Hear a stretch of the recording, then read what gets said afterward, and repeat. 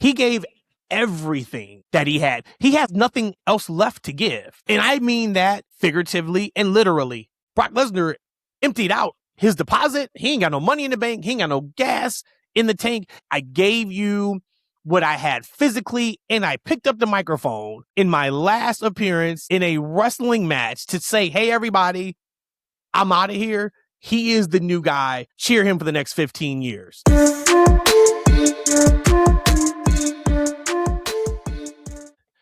Bill Goldberg, John Cena, AJ Styles, and Brock Lesnar have all retired in the last 13 months. We are losing legit goats out here in wrestling. My question for you, Rhodesia, to start this episode off, is I want you to rank those four in regards to your personal fandom of professional wrestling. Give it to me again. Bill, John, AJ Styles, and Brock. Yep. Let me go with my personal favorite. Of course, John Cena. You know, he's at the top of my list. Okay. Go 1. Oh, dang. Recency bias is about to kick me right here. Brock will be number 2. I like some recency bias. That's what I'm talking about. Let's throw out decades. Let's just go with what's happening this week. That's what I'm talking about. I hated Brock Lesnar, but okay. Number 2, it would be Brock. Number 3 would be AJ Styles, and 4 would be Goldberg. And just because there's like no history with me and Goldberg, so yeah, I didn't get to live through the 100 to 0 matches that Bill Goldberg had. Sorry to that man. It's like Goldberg would show up, he'd be like 56-0 on Nitro. And the next week he'd be like 73-0, and it's like, you guys don't even run house shows like that. Like, yeah, like what is happening right now? You know what's funny? So I thought about that, of course, because I asked you that question. I don't think I realized how big of a Brock Lesnar fan I was until I thought about that question. Brock is number 1 for me. No way, no freaking way. And you know the crazy thing? No. It's not even close. Hell no. It's not even close. Why are you coming on this show and you up here talking some fakeness, dude? So check this out. You putting him over Cena? Cena may not even have been second if it just wasn't for the longevity. I had never once bought a John Cena t-shirt. Think about it. But you bought every single color for your child. Completely. Come on, man.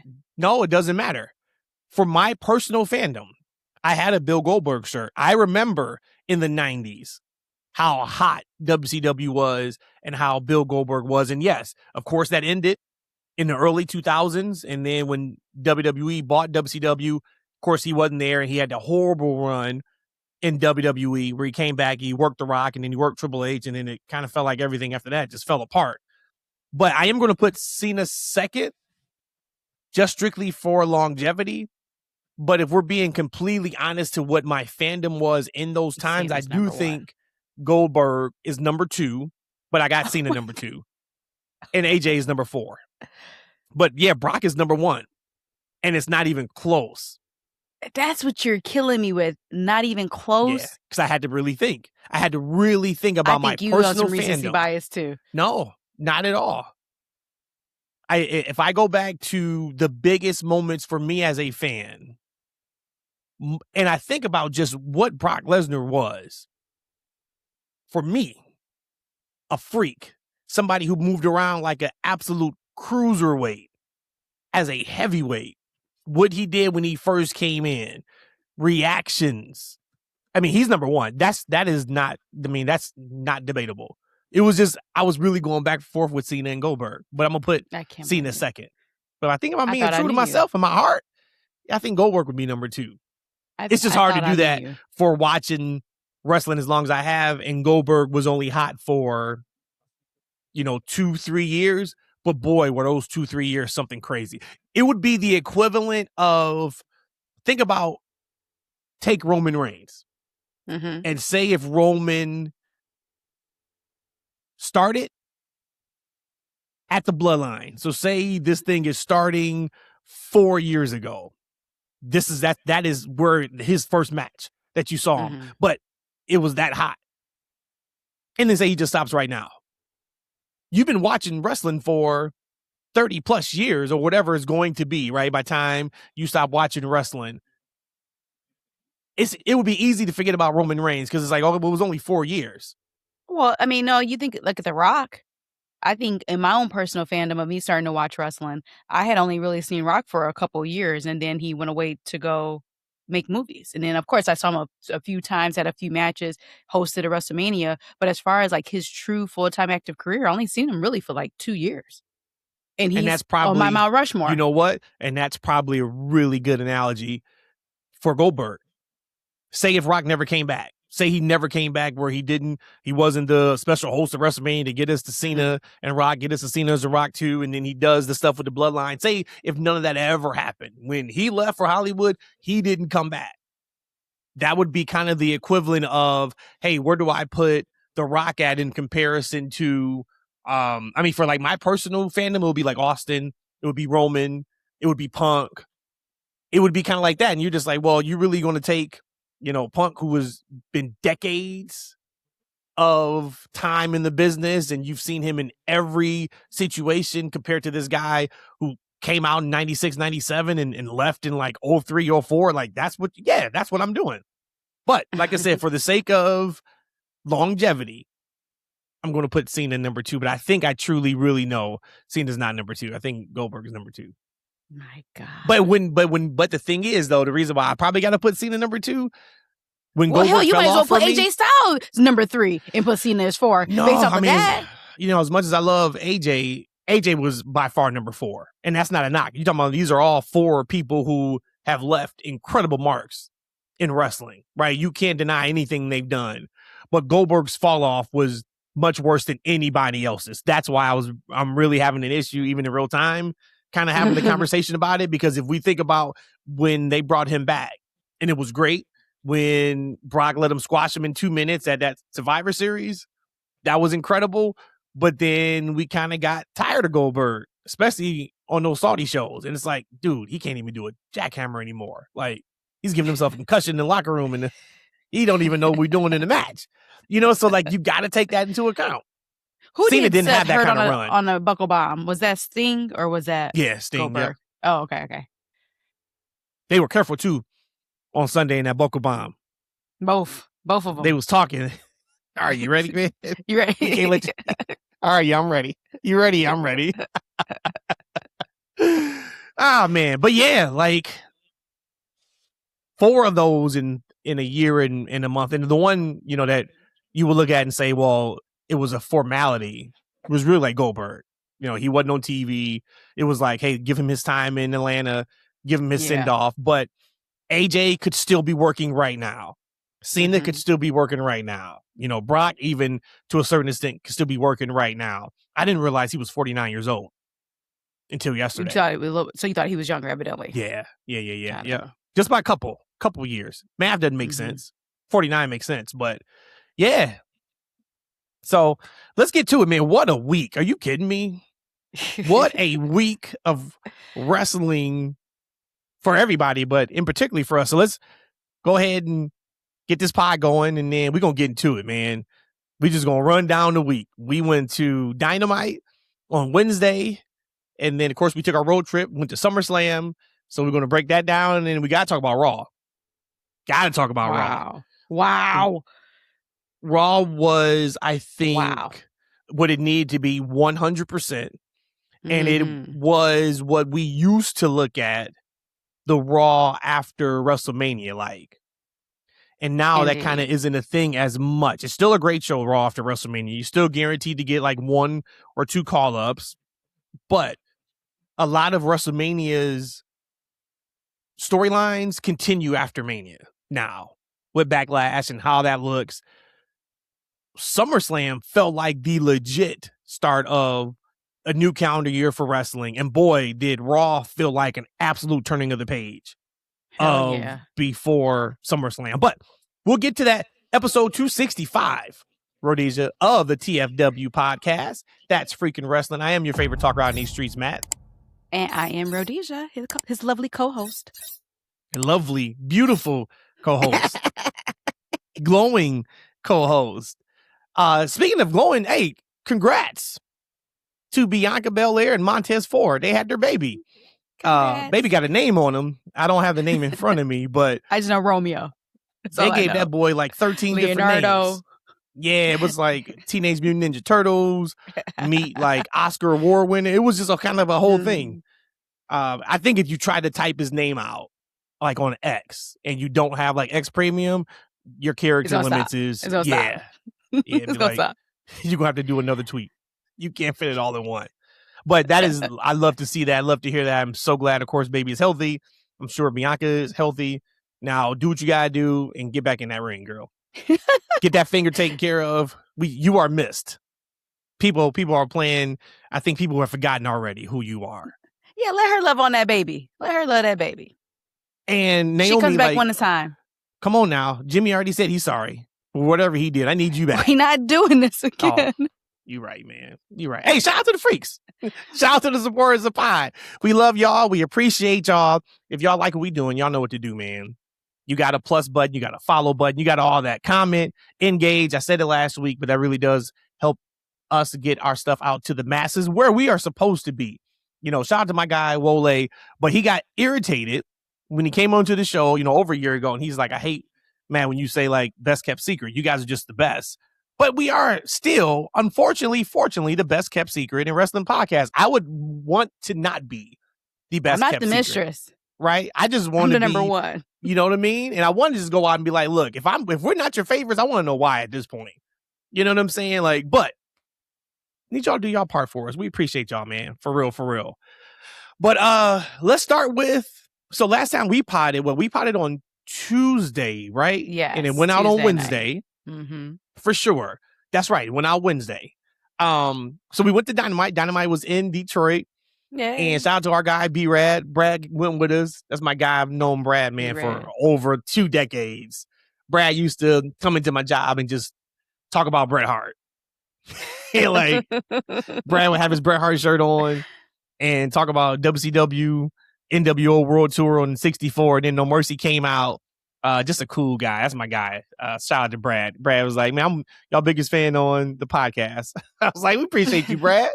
But we went to Dynamite. And good God, what a show, man. I did actually take notes from the show, which is actually kind of rare because how great of a time I had. Like, I'm surprised I even had notes. But it felt so good because it reminded me of the very early days of AEW.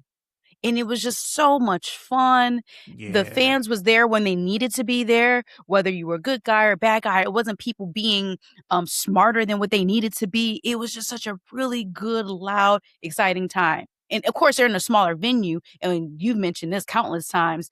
If you can't pack a certain building, then don't.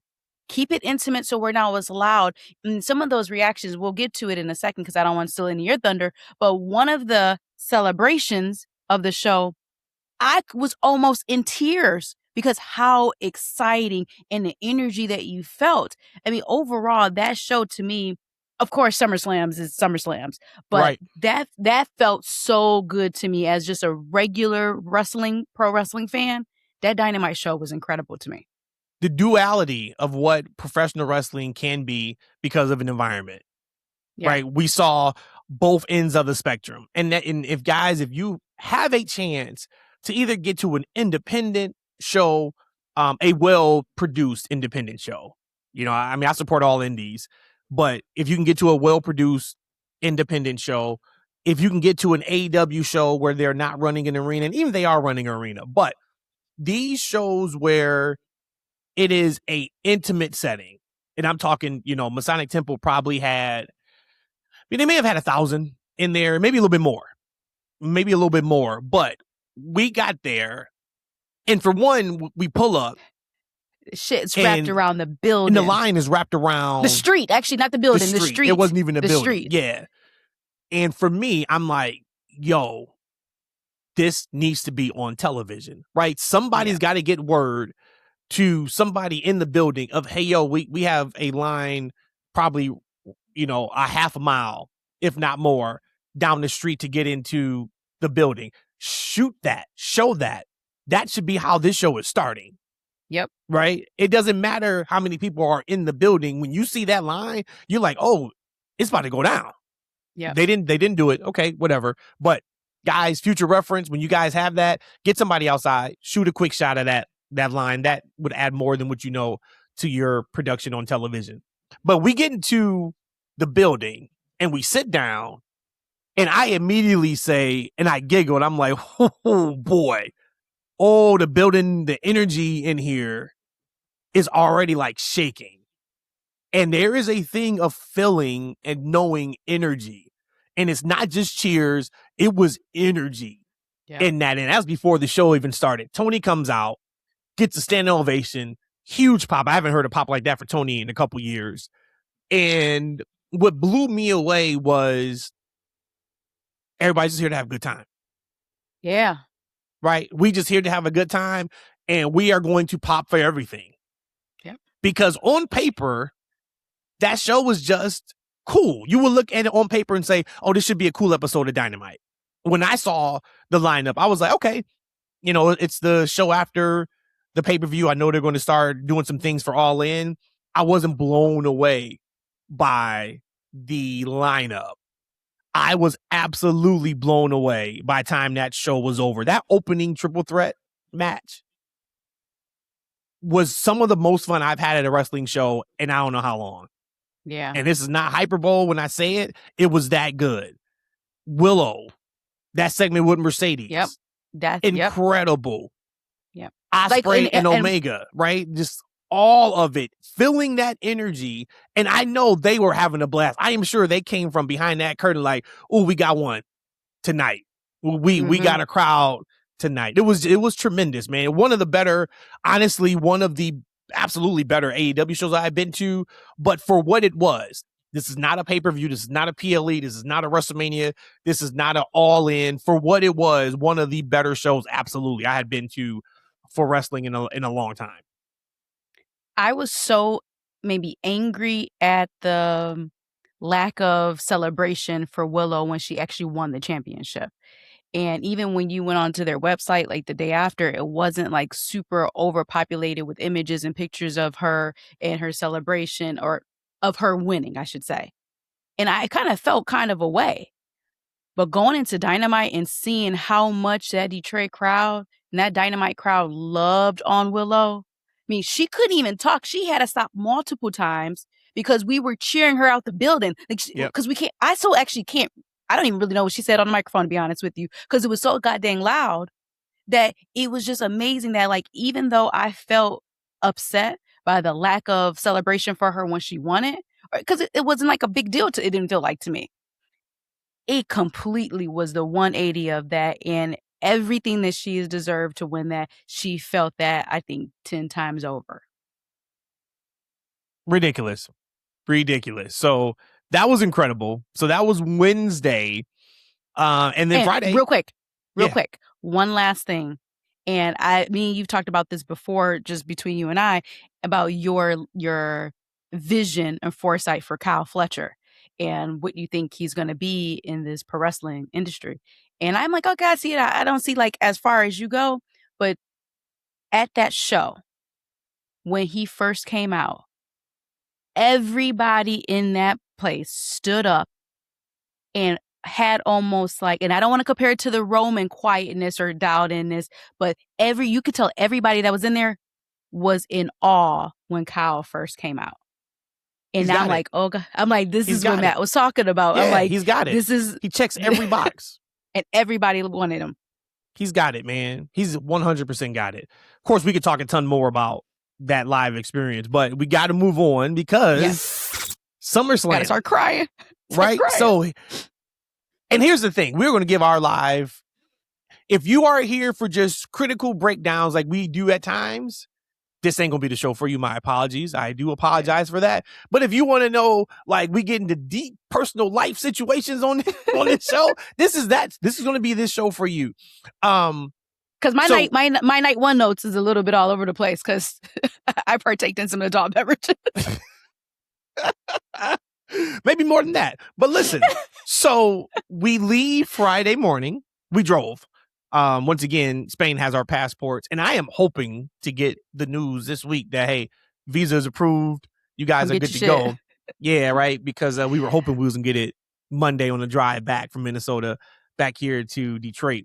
That was like it was a dream, but it didn't happen. So we hit the road, and we, of course, for us, like I was looking forward to just a road trip.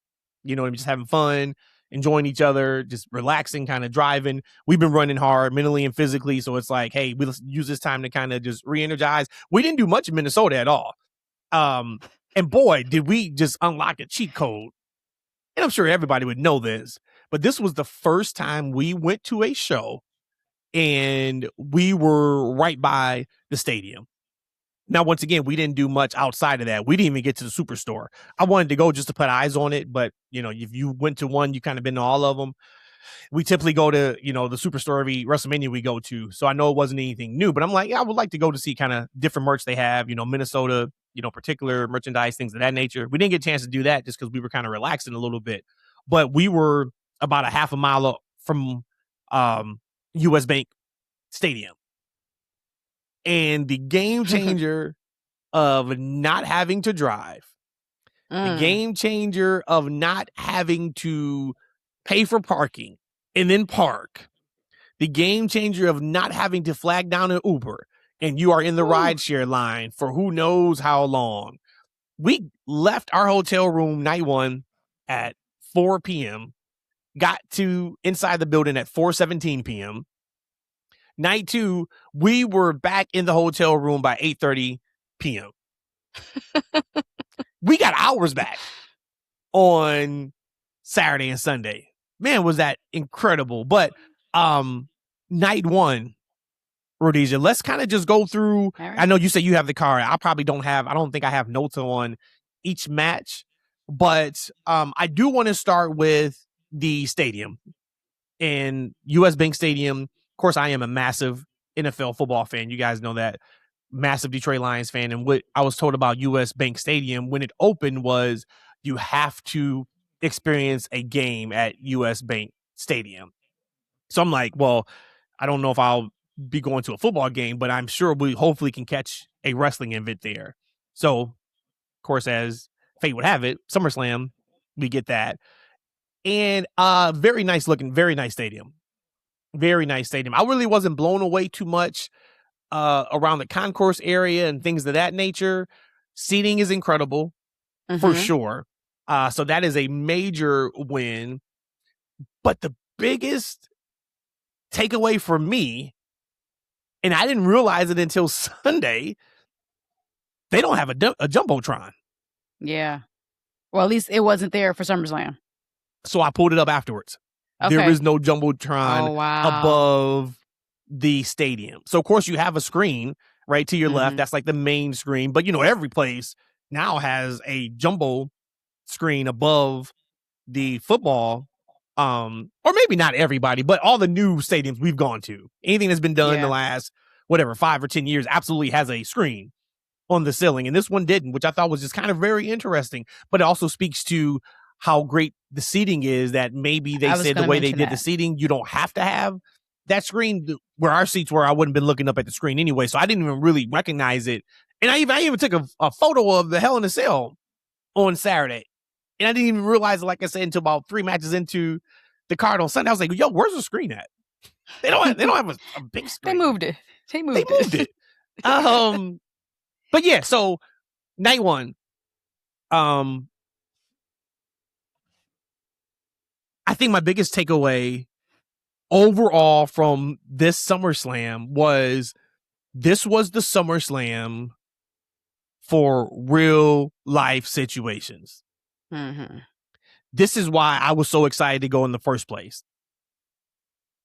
And that's why I said Brock and Oba sold me literally and figuratively, because I knew this is Brock Lesnar's last match. And I get to see him put over Oba Femi for the legit right final time. A hell of a put I get over. to be in the building for that. And then later on that Raw episode where we get Seth and Roman, and I get to be in the building for Roman and Seth.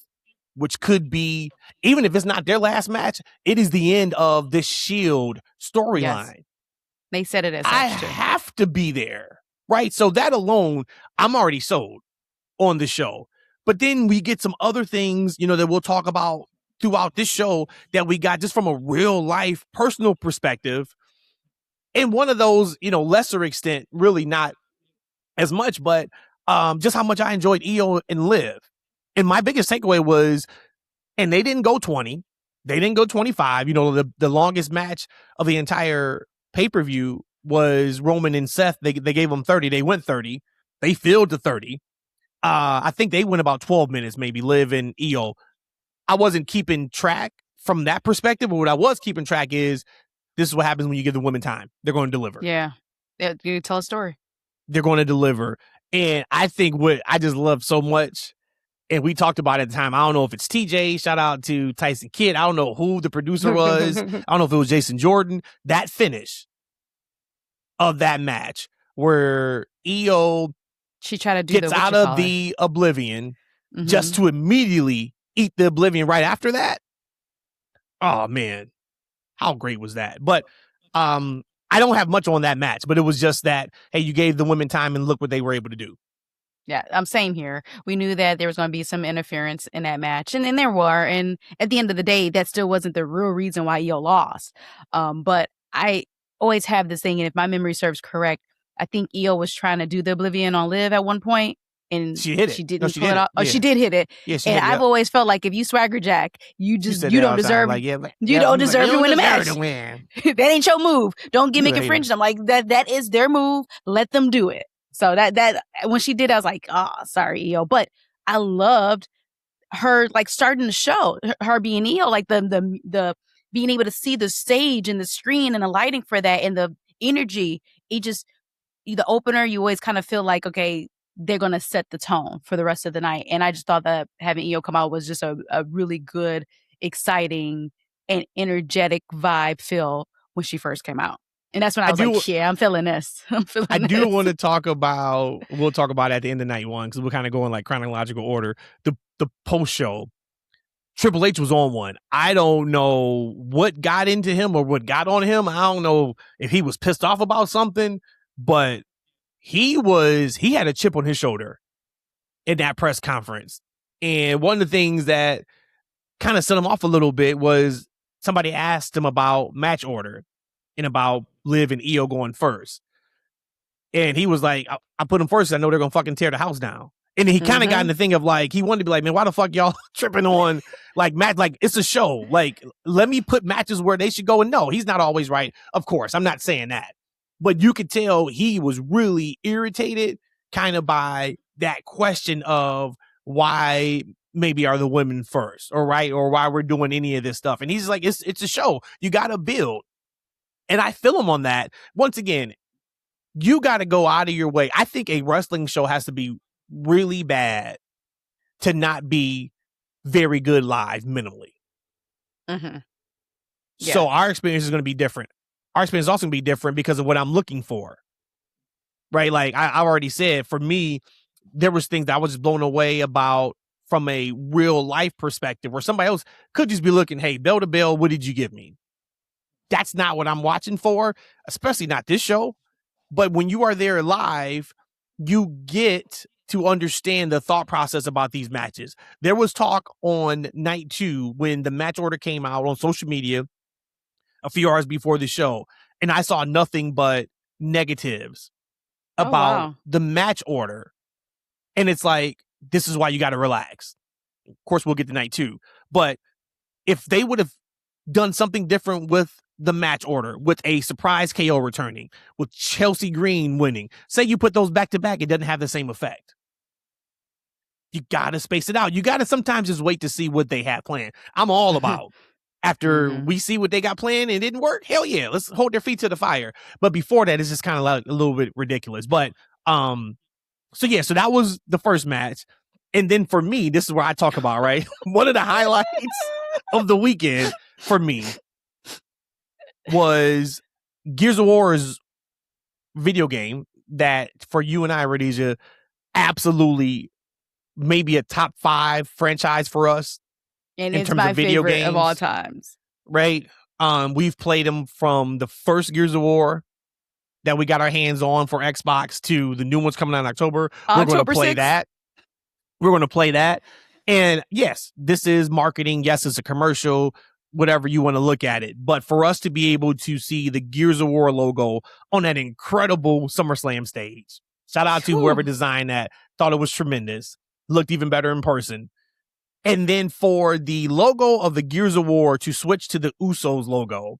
Ooh. And we get to see the Usos coming out, which is one of our favorite tag teams in the world, one of our favorite wrestling people in the world. And then to see Solo come out and they do their thing, knowing, hey, they're about to get to work with Solo, who is now on a new venture of being a baby face. And we get to see this in real time. That's one of those like, hey, it may not mean nothing to you. And I get it. If you're just like, hey, you are geeking out over a video game. Absolutely. It is incredible to be able to geek out over things. And I cried on night one. Oh, man, you guys are geeking out over a commercial, basically. You damn right. We are geeking out over a commercial because Gears of War means a lot to us and wrestling means a lot to us. It is okay, right, to fan out and to geek out over things that bring you joy. But for something like that, I'm like, oh, they did that. They absolutely did that. And then for me to see Solo, and I've talked a lot about Solo, especially in the last few weeks, but since, day one, where I felt like he wasn't put in this position to succeed, maybe with the MFTs. A couple things. One, him bringing it back. That's one of those, the equity being passed on. Right? This is Jey Uso's thing. He brings it back. Yeah, he's a little bit more in his dark era now. Like even the way he's eating now is more of a, they can wear the all black. We know what it is, right? Yeah, we know what it is. So he's not going to bring it back. Have Solo bring it back. And why would I not allow my baby brother, to use that, right, that I've been doing for a year now, to now get over when he brings it back? I was like, how awesome is that? And then I think the thing that popped me the most about this match, and you got to be really, really deep inside baseball on this, is Solo was taking the babyface beatdown. I thought that was hilarious. I'm like, yo, Solo went from being the heel to being the one who is taking the baby face beat down. That is set up for sympathy to get the hot tag. And I'm just like, yo, man, how far he's come in just the last few weeks. 2 weeks, but man, yeah, it was fantastic. We now see why, but LA Knight gets the pin. Jay sold the hell out of that BFT. Yeah. Which, once again, why would I not? Especially because I know what's coming. I know what you're set up for. And I know the business we've been doing on TV. I just thought, man, how awesome all of that was. Everybody had a great showing for the most part. I thought Royce Keys did what he needed to do. Of course, Solo did what he needed to do. LA Knight did what he needed to do. The Usos played their part. Jacob played their part. But I'm like, if you walked away from that match being like, that wasn't incredibly fun, once again, like you work yourself into a shoot. Step away. Yeah, that's what I that was one thing I thought. I'm like, outside of, I had to gather my thoughts because I was crying and stuff. Not really, but deep down inside I was crying. I'm like, all those people was talking trash, talking about like, I can't believe you looking forward to this 6-man tag. I was like, at the end of this, what did you feel? But again, were you the people who were never planning on watching the match anyway to begin with? But it, like, you couldn't walk away from that and not feel like it was great. And this is considering how good Io and Liv was, because after the match was over with them, I was like, all right, whoever's next, I'd like to see y'all follow that. And they did, because it was a different style of match. But that again, so the placement of matches to me was perfectly fine. I thought everybody was respected as far as where they were going to be placed at. So much so that when I thought Cody was going to open the show, because I held that number one spot. Yeah, I hold that. Yeah, you called me out for that. But I hold that number one spot, especially on a 2-night event weekend. I always hold that very first match to a very high regard, and they executed it. And that's why I thought we were getting that 6-man. Remember, I gave a couple weeks ago. I'm like, this reminds me of back in the day, like early 90s, like late 80s SummerSlam WrestleMania matches where you get that tag team match, that 6-man match, that 8-man match, and you're going to get the crowd behind it because these are just the stars, the first people that we saw. But they started off right. So that we get those first 2 matches. Boy. Then we move on. The only thing I have on it is that I was so happy that JCJ was able to pin Paige. And then we got what we got after that, and Nikki. I mean, Nikki's just a heel. She's just overall always been a heel. She was a cute twin to begin with, but she was always a heel. I don't think that was a surprise. I don't, especially after Paige took the pin, I don't think anybody would have said, oh, Nikki's not going to turn. I just want to know at this point, what does this mean for the three of them being the legends? Are they going to just be away for a while? Are they still going to be on weekly TV or bi-weekly TV? That'd be my only well, not Brie. thought. I guess she has a pretty that's right. significant shoulder injury. She broke something. Mm-hmm. I can't remember what it was. I don't have it in front of me. So I hate that for her. It's like, damn, Nikki just got back and now Brie goes out. Cool thing is, at least they had the match together at SummerSlam. So I'm going to assume now we get a Nikki and Paige thing. I do wonder if the plan was maybe AJ Lee to help Paige. That would have been a fun story. AJ Lee and Paige versus the Bellas. That's got to be shelved now for a significant amount of time. I didn't actually have anything down for that match, but what I do want to say is Fatal Influence owned that spotlight. Yes. They owned that spotlight from the time their music hit to the time they walked down to that ring to the time that match was over to everything they did in that match. They owned it. Shout out to them. And shout out to you, Rhodesia, because evidently somebody's listening to the show. Because JC James said a couple days ago. And shout out to our guy on X, friend of the show. He sent us a message. He said that JC James said that she looks at Fatal Influence as like the next Shield. And I know ain't nobody else said that but you. So congratulations. Yeah, they listen to the show. That's cool. Hey, girl. But what I thought we were about to go to, like I said, I didn't have anything for that one. And not just to be, it was what it was, right? We kind of knew. Yeah, we knew what it was. Yeah. Nick Aldis and Gunther. I said something to you, and you was like, "Oh, that's really disrespectful." And oh yeah, my intentions is not disrespectful, and I'm gonna say it here. I'm gonna say it here too because hey, whatever. I said that showing of Nick reminded me so much of like an indie wrestler, and what I meant by that purely was whenever I've ever watched an indie show, them wrestlers go out there and give it they all. You just know technically they are sound as far as putting on a match and putting on moves. That was my intentions on saying how Nick looked when he came out. And we've heard, and he's mentioned like how he got blew up within 4 minutes, and he believed it was really on his entrance. And to me, I didn't see any of that in the match. You know, adrenaline is a hell of a drug, I guess. But for me, not me being on adrenaline, talking about Nick Aldis being adrenaline. But when I saw him, I thought his moveset, I thought how he wrestled with Gunther, I thought it was flawless. I actually was, when people were saying, you still got it, in my mind, I'm like, what do you mean he still got it? Like he never lost it, like in the, how everybody say, you never lost it. That's how I felt. So then when I said that he reminds me of an indie wrestler, he was like, oh, that's so disrespectful. Don't you ever say that about him. Yeah, that's how I felt. Like, yeah, you don't give anybody a comparison to an indie wrestler as a compliment.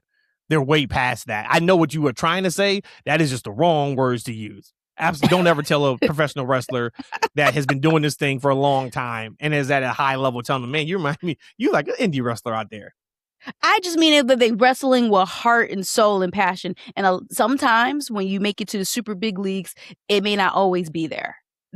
So again, that was my sentiment of that comment. Aldis was on the Chris Van Vliet show actually a few days before SummerSlam. He had an interview and he broke down in tears. And when Chris kind of asked him, like, what does this moment mean to you? You know, and he tried to hold it together. He couldn't hold it together. And he started with just like, man, I just, if you guys just don't know how hard I have worked to be prepared for this.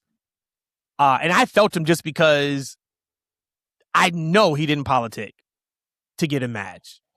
This man was somebody, when he first came on to WWE TV, we're all like, hey, yeah, it's cool. He's the general manager, but yo, boy, he's still got something in the tank. In the ring. Like, yo, we can get some matches with Nick Aldis. It didn't happen. He's done and is doing a tremendous job as the GM on SmackDown. And now he gets his opportunity. right? And he talked about in that interview, he basically found out like a month before that, hey, this is the direction that they're going in, and you know how hard he's trained. He's never trained this hard in his life. And for me, watching him, I was just so happy for him because you were and became that guy on the biggest stage you've ever been on. And you did it. Mm-hmm.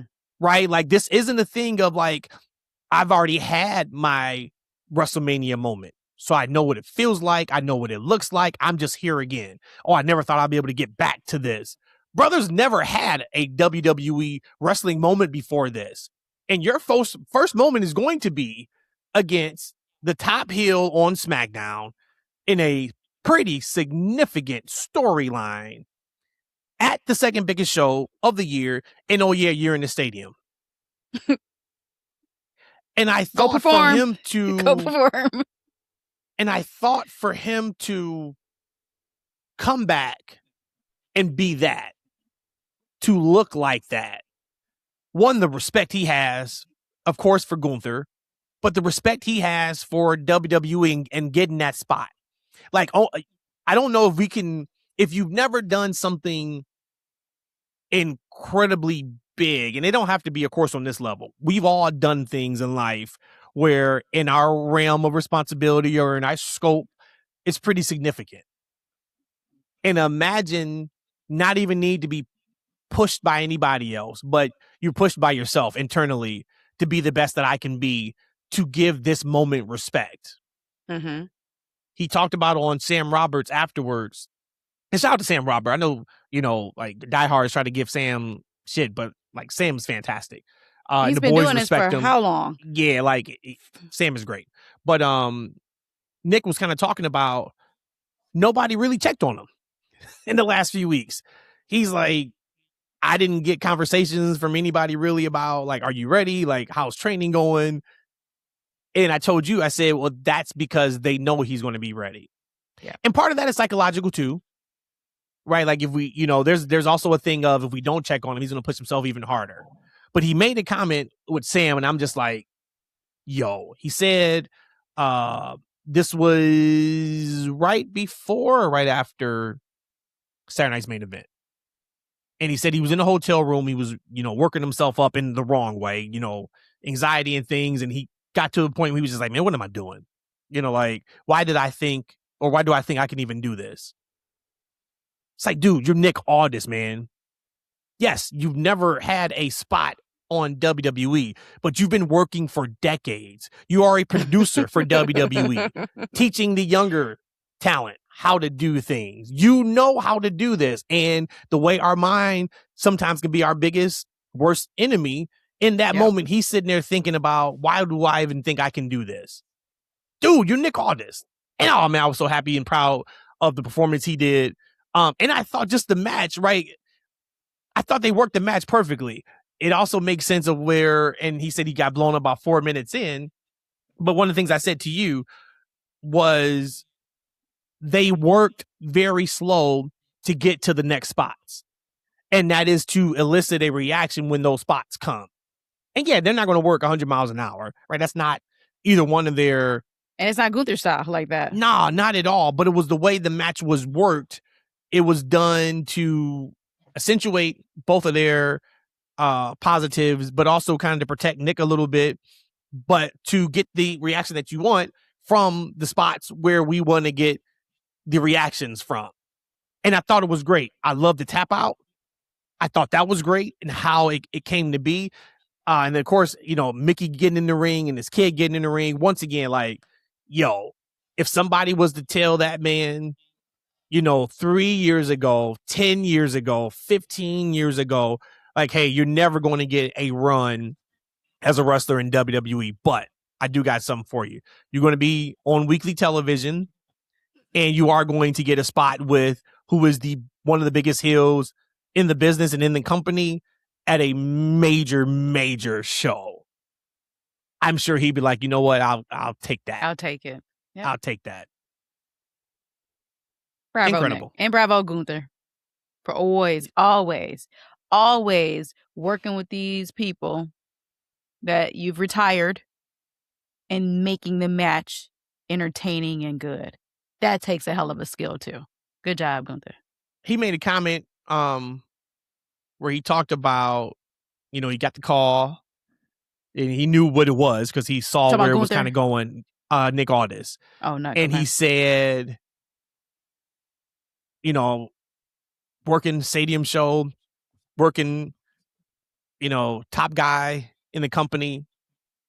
And you and I paused and I kind of laughed and I'm like, we know what that means coming from Nick Aldis, right? Like, if it's another wrestler that maybe doesn't have the time in the game, who isn't that kind of worker and wrestler, saying Gunther's the top guy in the company, we may giggle and say, dog, he ain't Roman.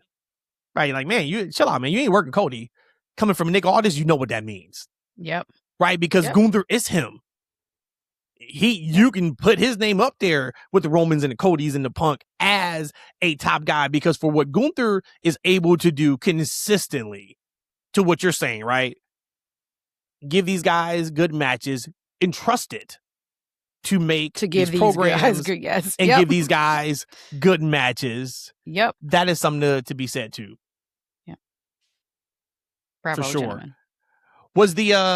Was Punk Cody next? Punk Cody was next, right? Yep, it's Punk Cody, yep. What did you think about that match? I saw some conversation online, and it's kind of all over the place what people thought of the match. I am one way, all the way on one way, but what did you think about what you saw?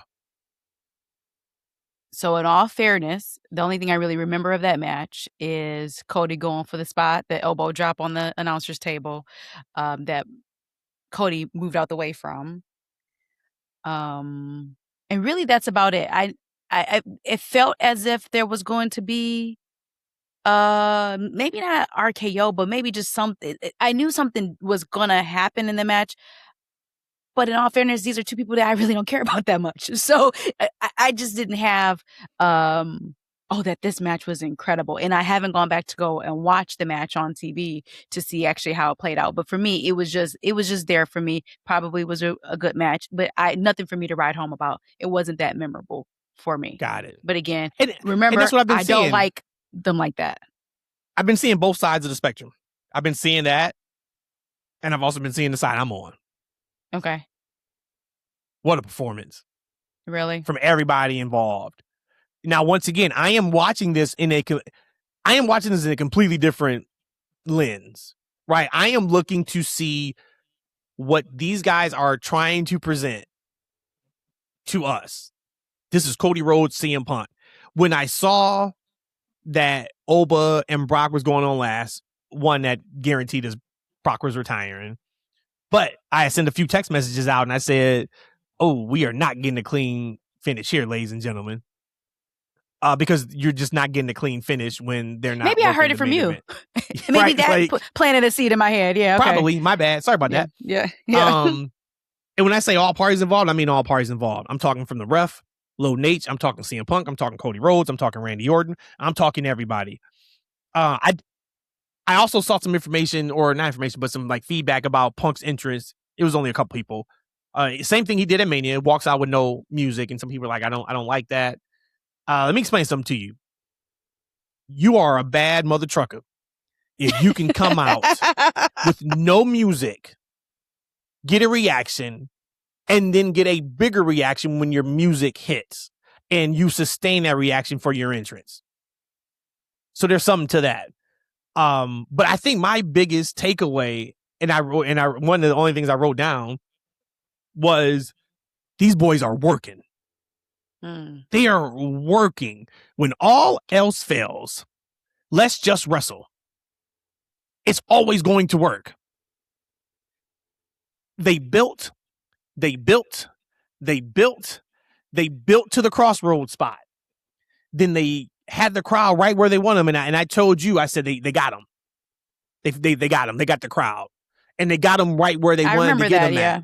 Yeah, and I remember that. And it was the time where you want the crowd at their highest. And they had been working for it. Both of them working body parts. It was so like old school wrestling that I absolutely just love because I knew what they were going for. Right? We are Cody Rhodes and CM Punk. What can we do that is going to be different than every other match on this card? Because we got all the tools in our toolbox, right? We can do anything that we want to do. Man, let's have an old school wrestling match. And just watching the match as it builds. And then we get the return of Randy Orton. And yes, return's always going to get that big pop. Mm-hmm. But that Randy Orton pop was godly. Oh my God. One of the biggest reactions all weekend. KO may have taken it. I think once again, KO was better than another that, another return.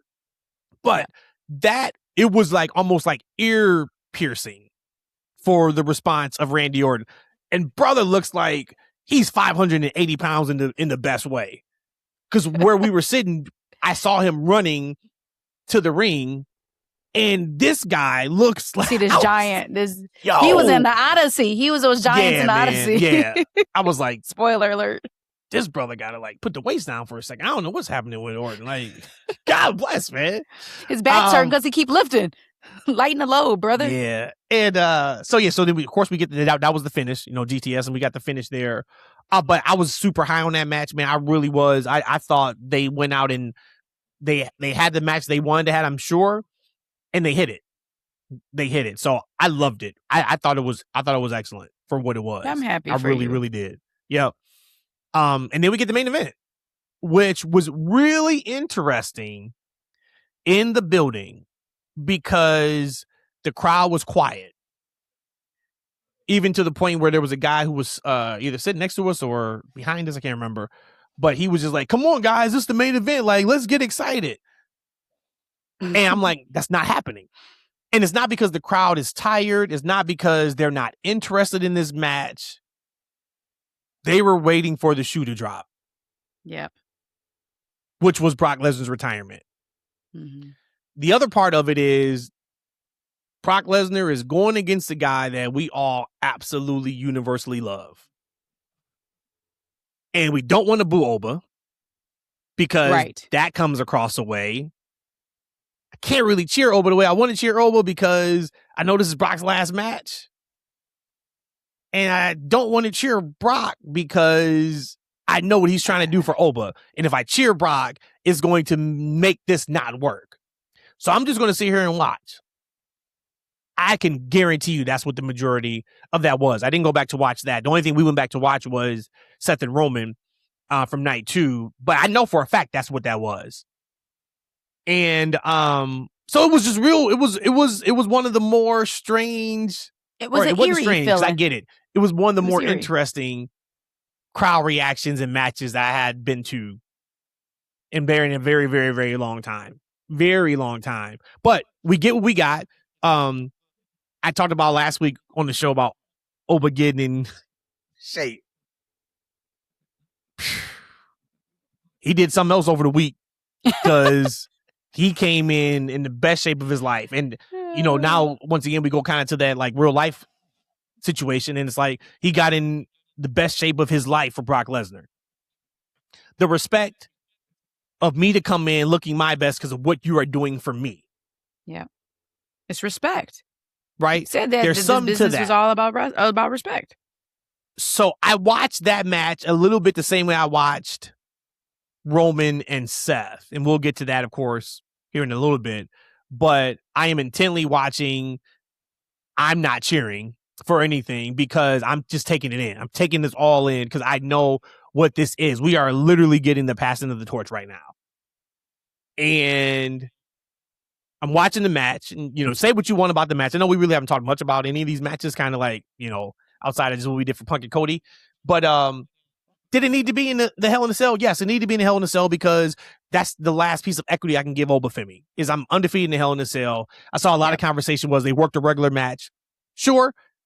I'm sorry. I'm not here for that per se. I'm here for we're putting Oba over as strong as we can. I would have loved some blood from Brock Lesnar, but we didn't get that. But Brock's last wrestling move being a tombstone. Oh, nah, man. Now you talking, man, you call me a man. I was close. I had to keep it down. I was close. I was close to shedding some tears. I was real close to shedding some tears at the end of that match. And for me, it wasn't even because I'm such a big Brock Lesnar fan. I started to open the show. I am a big Brock Lesnar fan. But for me, it was more of the opponent that made me, that made this run for Brock Lesnar. Because before this... Because I've hated him since then. Hated him before this, I said Brock was 50-50, right? Brock would come in on TVs and demolish somebody, get to the pay-per-view, he's losing. That was really what Brock's role was before he ended the streak. And then he got this new life. He just became this dominant guy, and he was untouchable. And the only time he was touchable was when he gave the stamp of approval to people we know and love now. Roman Reigns. Yep.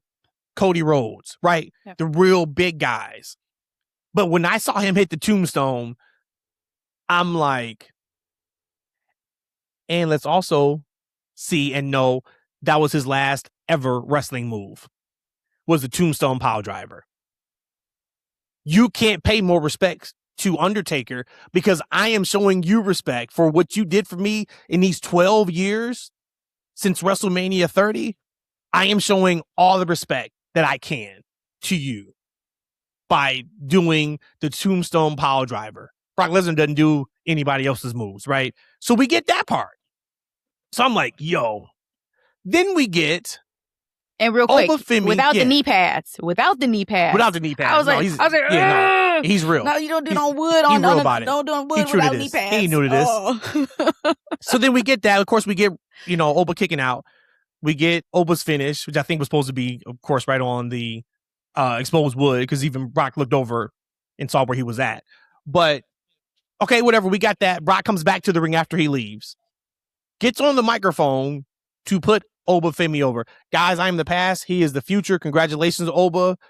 He's the new guy. He gave everything that he had. He has nothing else left to give. And I mean that figuratively and literally. A lot of times we hear that, right? In wrestling, like, I gave you all I had. Brock Lesnar emptied out his deposit. He ain't got no money in the bank. He ain't got no gas in the tank. He gave everything he had. I gave you what I had physically, and I picked up the microphone in my last appearance in a wrestling match to say, hey, everybody, I'm out of here. He is the new guy. Cheer him for the next 15 years. And he hugged him. He has nothing else more to give. I've never seen that from Brock. You know what? He's number one in the last retirees. He has nothing else more. If he wanted to, say if Saudi's like, look, man, we got a $5 million check for you, right? And they want to come back. Okay. He can't give anything else, though. He gave everything that he had away in that moment, his whole career, to Obafemi. I just thought, man, that was absolutely tremendous, man. Like, and to do it all in the span of 5 minutes, that was a lot to take in if you know, once again, what you are truly watching. And then you go to the point of who Brock Lesnar is in the public eye. Not personally. Everybody's always said, man, like, Brock got y'all food. He's one of the coolest cats that you could ever find. We don't see that in the public, right? We see the person of, he hates wrestling. He wants to be in the first segment so he can be on the plane or the jet by 9:13 p.m. and all this and all that. So then you get that. And then he's on Pat McAfee yesterday, saying, hey, I'm hanging him up. I'm 49. And then he's like, hey, I just want to tell the kids, right? And now he's got a message for the kids. It was an incredible message for the kids. Work hard. Don't give up. I was just, come from nothing kid that had a dream. Yeah. And look what I became. And he just talked about gratitude and how grateful he is. And it wasn't a stick. You could just tell. And it was funny because Pat kept trying to say, like, hey, what's next? And Brock's like, dude, I ain't doing a damn thing, man. Like, it's over. Yeah. Like, I'm going to hunt. I'm going to take care of my kids. My daughter, she's eyeing 2028 Olympics. I'm going to support them as much as possible. But and then what I was like, dude, that's so fucking cool for you. He was like, I'm going to reap what I sowed. Ooh. Everything that I did, I'm 49 years old. I can still move around. He said he was still selling for Oba. He's like, I was in the bed for 2 days. after that match with Obafemi. I got ran over. He just did it right, man. He absolutely did it right. Shout out to Brock. Shout out to Obafemi. Oba is one. So after the match is over, Jackie catches him before he gets to the back, and he cutting promos like he's been doing this for 30 years. And this is not hey, we're going to, have some stuff prepared after the match. That's not how that goes, right? He's cutting his promos, and I'm like, yo, man, this brother's got it. He's doing it. Then he gets on the post show, and whatever they threw at him, cutting, I'm just like, yo, he is a special talent already. Just anything you throw at him, he does it. He's got it. Like, he is him. Like, I haven't seen anybody just watch it. If you would just look at the body of work that he's done, and yes, he's been set up to succeed, but he's got to do his part. He's doing his part more than tremendously well. But I don't think I've seen somebody who honestly was so can't miss since Brock Lesnar. The Rock was not can't miss when he came in. That's blue chipper, right? Like, right? Okay, right. We got to figure this out a little bit. Roman, we all saw it. We didn't. Roman's first year and a half, we didn't say, oh, he's going to be the next head of this entire company. That didn't happen. Damn sure didn't say it with John Cena. We kind of almost said it, but he kind of sabotaged his own career with Randy. I think Randy, for a hot second, we was ready to say that. This. For me. Not like this, to where you say he's going to be the... No, you knew he's a big deal. You knew he's going to be one of those. And then I thought he was can't miss for me in the very beginning. Not like this is what I'm saying, though. I'm saying like somebody who has shown all the tools already. Randy, his first, year and a half, he was being not carried, but they were putting him strategically in spots, and they're doing the same with Oba. I mean, I would say it's the same thing. But when you are now to go out there, I'm just talking about the promo piece, right? How you command yourself. That little segment he had on Raw with Paul Heyman. He's got to own that. He's got to come across like he needs to come across for that. And he's doing it. He's doing it every single time. I mean, he's literally like batting 1,000. But yeah, I mean, that was night one. You got any thoughts before we get to the press conference? Nope. We made it back to the hotel by 9:30 that night. Yeah. No, actually it was 9:08. 8:42 because we tried to order something from DoorDash, and I think they closed at 9 or something, so we couldn't get it. I don't know. That's right. The kitchen closed at 9 that we went to go eat at. Yep. Okay. Yeah. So we got back at 8:45. Yep. So we watched the press conference. Punk was on one. Just old school wrestler, just talking shit about everybody and everything. Said he's gonna smack a woman at some point. I'm like, hopefully he don't get no blowback from that, because he was just talking. He was just in a mode. And Triple H said something very interesting. One of the things he said, like I said, if you hadn't seen the press conference, go back and watch it. His tone, so much so that like he didn't even go in front of reporters on night two. Him and Kathy just did it in the hallways of U.S. Bank Stadium for night two. I thought that was interesting. But he made a comment, and one of the comments he made was that 99% of the time when a talent gets over, it leads to getting a push. And that's how it works. And he talked about there are no spots here. Like, this is my spot. And he was kind of going off about that a little bit. I mean, he just had a lot. I was just like, yo, where's this kind of coming from a little bit? I didn't see it, so you got to go back and watch that. Made a comment about Brock, and he was putting over Brock, and then he was like, Brock was that one guy where it's like, hey, was that part of the script? I was like, yo, man, like, you can't have it both ways, Triple H. Like, Triple H will like go deep in it. I love it, of course, but then he'll make a comment like he did last week, I think on Busted Open, where he talks about, man, I wish that like the wrestlers would get the heat, and not the office. Like now, fans are so diehard that it's like the wrestlers don't get the heat like they're supposed to. Like, they put it on the writers. It's like, well, brother, which way we want to go here? You can't say in the press conference like, hey, did Brock go off script? He had that type of energy around him to then say like, oh, but when something doesn't go right or we don't like something, we wish the heat would go on the talent in the right way and not, the writing team. It's like, dude, we got a show called Unreal. We see it all, right? You can't. It's too late now for that. But whatever.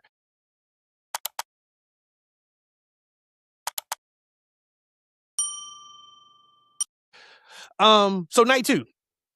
Yep. We could run through again maybe half of the matches fairly quickly, because there was like 1.5 matches that I really. Now I was more alert for this night too, because I just already knew that I had to get my emotions ready for Roman and Seth, so I was much more clear-headed and clear-minded for night 2, which kind of sucked because it should have been the night before because I thought those matches were better. But where do you want to start at? You want to start at Corbin and Trick Williams? Let's start there. Absolutely not. We're going to start with the opener. Okay. What a start to the show. Which I thought originally I came on and said that this was what I was looking forward to the most outside of Roman and Seth. And whoa, did we get a swerve?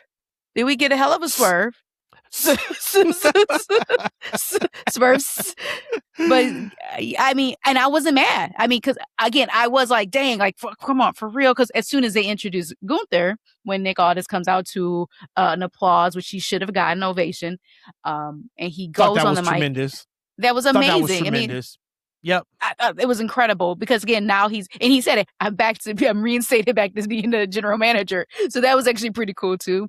But when they introduced Gunther, in that split second, I was just like, I don't know if I like this because, I don't like triple ways.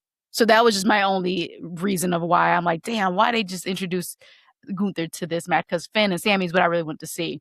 So real quick, stop right there, right? So reason why I loved it for a couple of different reasons. This is before we even knew we were getting into the Fatal 4-Way. I loved it because once again, I'm here for Sami to continue getting screwed. That's Sami's thing right now. So I'm like, oh, he's going to lose his shit, right? So there was that. The other part for me was that is what Nick Aldis should have done.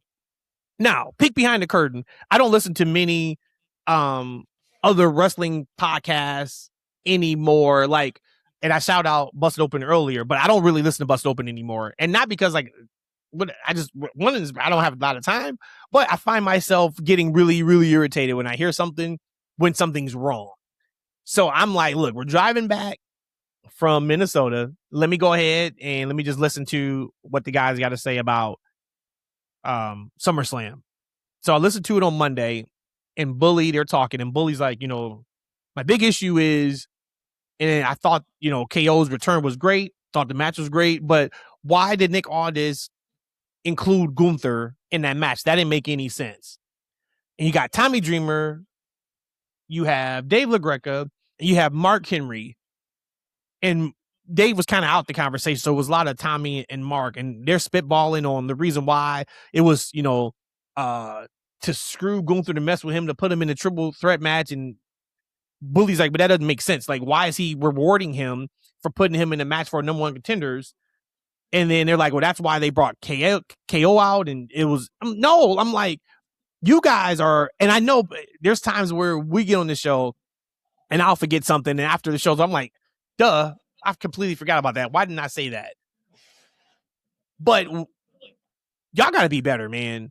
Because, and I'm sure somebody may get called in because, of course, the podcast is like condensed 30 minutes out of 3 hours. I'm sure somebody called in and said this, but you guys are now part of WWE Radio. I know you can't remember everything, but you should remember that Nick Aldis was the one that caused Gunther and Sami Zayn to lose their tag match that would have made the main event a Fatal 4-Way on night 1 with CM Punk and Cody Rhodes.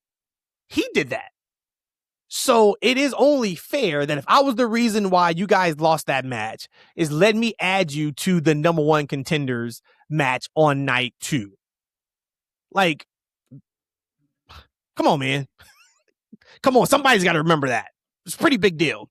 It was in New York City. It was on Saturday night's main event, but I digress on all that. So that's why I love that. Cause I'm like, if we're being honest, and I also loved it too, was because storyline is now over for everybody. Gunther and Nick Aldis, it's over. Yep. It also showed us that too. There is going to be no interaction on Friday between them about whatever that is. Nope. It's all over. So Gunther's walking to the ring. I'm like, that's fantastic. And I'm watching Sammy, and Sammy, of course, is losing it in the ring. Pissed. Yeah, right. He's talking to the completely ref like, losing this it. can't be right. This is not right. He's pissed. And I was a little pissed too, because like I said, I don't like triple ways. So then he gets back on the mic. Nick Aldis said, "Oh, one more thing. I didn't say only one person. We're not turning this to a fatal 4-way." I thought it was so interesting from the crowd because the crowd is bubbling at this point. And I knew it was going to be KO because I thought we were getting KO night one. Actually, I thought KO was the one that was going to interfere in Punk and Cody. Got it. Yeah. So, but the interesting was with the crowd was there were a couple people, like when he said that, there was people, who is it? There were a couple people who were saying Carmelo Hayes. And I thought that was great for Carmelo. Like, shout out to Carmelo. The fans are still behind you. Right. Because think about it. He was in the U.S. title picture storyline, and fans are thinking that he is now in a number one contenders match for the heavyweight championship. I think that's pretty awesome. Also, it's something for WWE too. Like, I guess keep doing what you're doing because it's kind of working, but he's got to get on some pay-per-views. Like, I don't think he's had really one this year. Like, and that's egregious. But KO music hits and roof blows off. I had no clue that it was KO. I didn't think KO even had the ability to come back to be a wrestler. I had already mourned his career last year.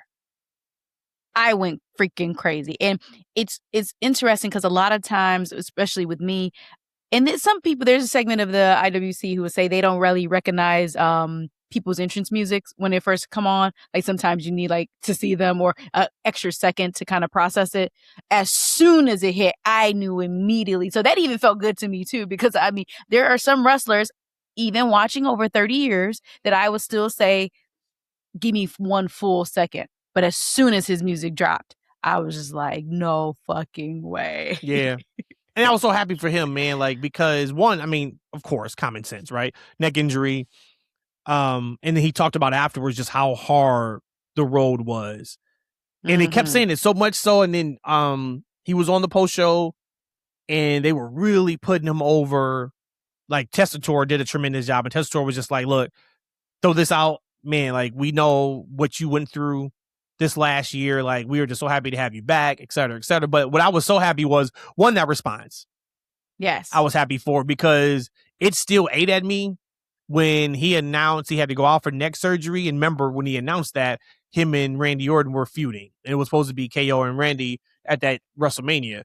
And I didn't like the response from the crowd because I think the crowd thought maybe he was kayfabing a little bit. It was part of the storyline. So they didn't give him the respect that they should have. I mean, he got a couple of claps, but it was nothing to what it should have been for Kevin Owens, who we know they all do, right? Put their body and put their lives on the line every single time. But KO is a legend, man, in this game. And I think now, if by chance he had no idea before how the fans felt about him, he knows now. Because that response was incredible. He gets the win. And it was also cool, too. Yeah, it was also, of course. It was no doubt who he was getting the pin on. No doubt.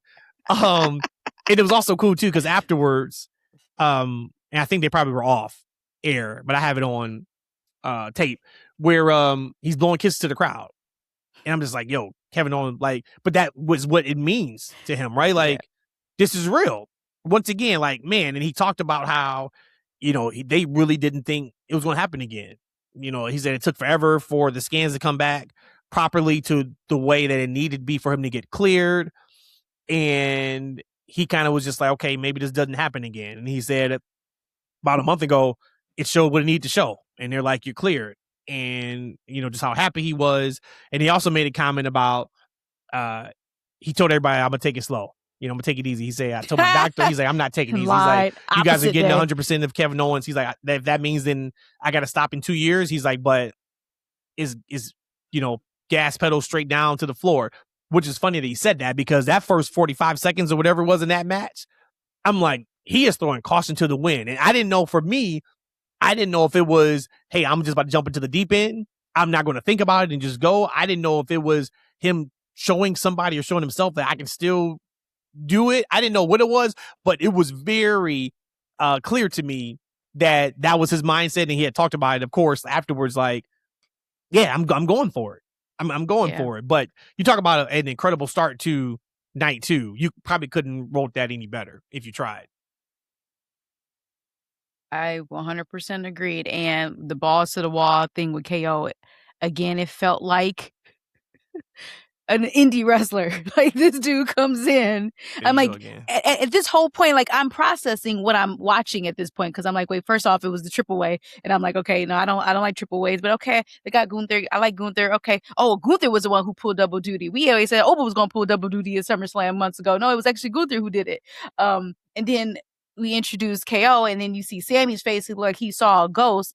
And he also probably even was more betrayed, because if he's telling his story like, we were friends, how did I not even know that you about to be coming back anyway? It's like just a betrayal that he could feel in that moment too.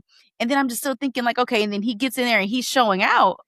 And in my mind, I thought KO was done. I thought his wrestling career was over, and he's out here showing out. I'm like, he looked like an indie wrestler too. Again, not any disrespect for anybody in that comment that I'm making there, but I'm like, yo, KO, like, how long have you been, I guess, training? Because you look like you haven't missed a beat. Not at all. You look great. If you'd watched that match, you'd have no idea he was gone for a year plus. Mm-hmm. They say 17 months, I think they said. Yeah, something close to it. And it's funny, too, just because, like, SmackDown's very quickly, right? After just one weekend. Yep. Return of Kevin Owens. Return of Randy Orton. Chelsea Green being interim champion. We know Rhea's close. Punk retaining. Like, Fridays can't miss. But... And 2 hours right now. So, yeah. So that's the reason why Raw had to perform. Like, just very quickly. What SmackDown got going on. Very quickly, that show can now be back to where it needs to be. Mm-hmm. You know, and it's all about the talent. It's all about the talent. But you tried to get to Baron Corbin and Trick Williams. I'm going to lay out for this because I don't have much. All I have is, honestly, I said on last week's show, the preview show, I said, I need to see. I'm going to be watching this match intently because I need to see why Baron Corbin was added to this match, and, you know, Carmelo was taken out, or why we're getting a Baron Corbin and Trick Williams.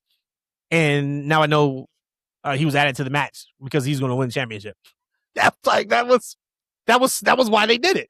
I need to see the follow-up because I got questions. And once again, this is not a knock on Baron Corbin at all, but if I need to see what we're doing with Trick Williams. And I'll leave it at that. This was, I said, like, there's like 2 matches that I really didn't have anything on. This would be probably the one. I was not blown away by this match at all. Now, could it be because what it just followed? Possibly. No. But it was what it was. It wasn't. No, it's not you. Okay. I did not care for this match just at all.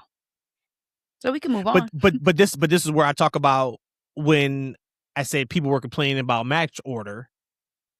So if you look at what the match order was, Fatal 4-Way, unannounced, mm-hmm. Trick and Corbin. Mm-hmm. Women's ladder match. Mm-hmm. Danhausen. Yep. Chad Penta, and then Roman Seth. It's a perfect lineup this is the lineup. Yep. Because we know Trick and Baron, what that is for. It ain't gonna get nobody's talking about that match outside of what are they doing, right? But in terms of in the ring, okay, no, you need a buffer, because if you go KO and then you go Chelsea back to back, that blows up the crowd. That's not really happening. If you were to do, this was the right way. You go some big, settle down a little bit, some big, settle down a little bit, and you got your last 2 matches. Yep. You know, so ladder match. Let's move on to ladder match. So overall, I thought it was entertaining. Thought it was a good match. Fantastic ladder match? No, not saying that at all. I would say it was a good ladder match. It was entertaining. I thought for a moment Tiffany was gonna be 2 belts for a moment, but again, that was just me just feeding off the crowd, the Minnesotians that was there. I think that's what we're calling them, right? Minnesotians. It's funny because I asked you. That's you when I was struggling night one. I'm like, what are they calling from Minnesota? I'm like, is it like Minnesotians? Like, is it Minnesotians? Like, is it? And you said somebody said, I think when Chad Gable came out, you was like, it's Minnesotians. I was like, okay. I just never heard it before. I've always heard what they used to say from the great state. I've heard that, of course, right? Yeah. But yeah. So I was evidently feeling on the Minnesotians, Minnesota's, whatever, right? I was feeling off their energy, and for a second I thought I was like, oh, and it's interim, so I was kind of working myself too, and like, it's an interim, so that means that she gonna potentially drop it really soon. I'm like, well, maybe Tiff is about to win this. I'm like, so I think probably part of that was making me even more like not excited about the match because I thought Tiff was gonna win. But then as Chelsea's just dangling and just dangling, I'm just like, there's no way. Well, there is a way, but there's no way Chelsea can lose in that position. That's the way I just looked at it for how long she was dangling. In that place, the building came unglued when she came up. She rose up like the Undertaker, and she started climbing back up that ladder. And I was just so scared for her because the way that she was maneuvering at the top of that ladder and making sure that she had all the different shots and getting the position, that ladder was shaking like a leaf. But I was just so really happy and proud for her because, again, you mentioned about how SummerSlam was just real effing life. Like, you think about how long Chelsea has been in the game. You think about how many times she even mentioned being fired from WWE.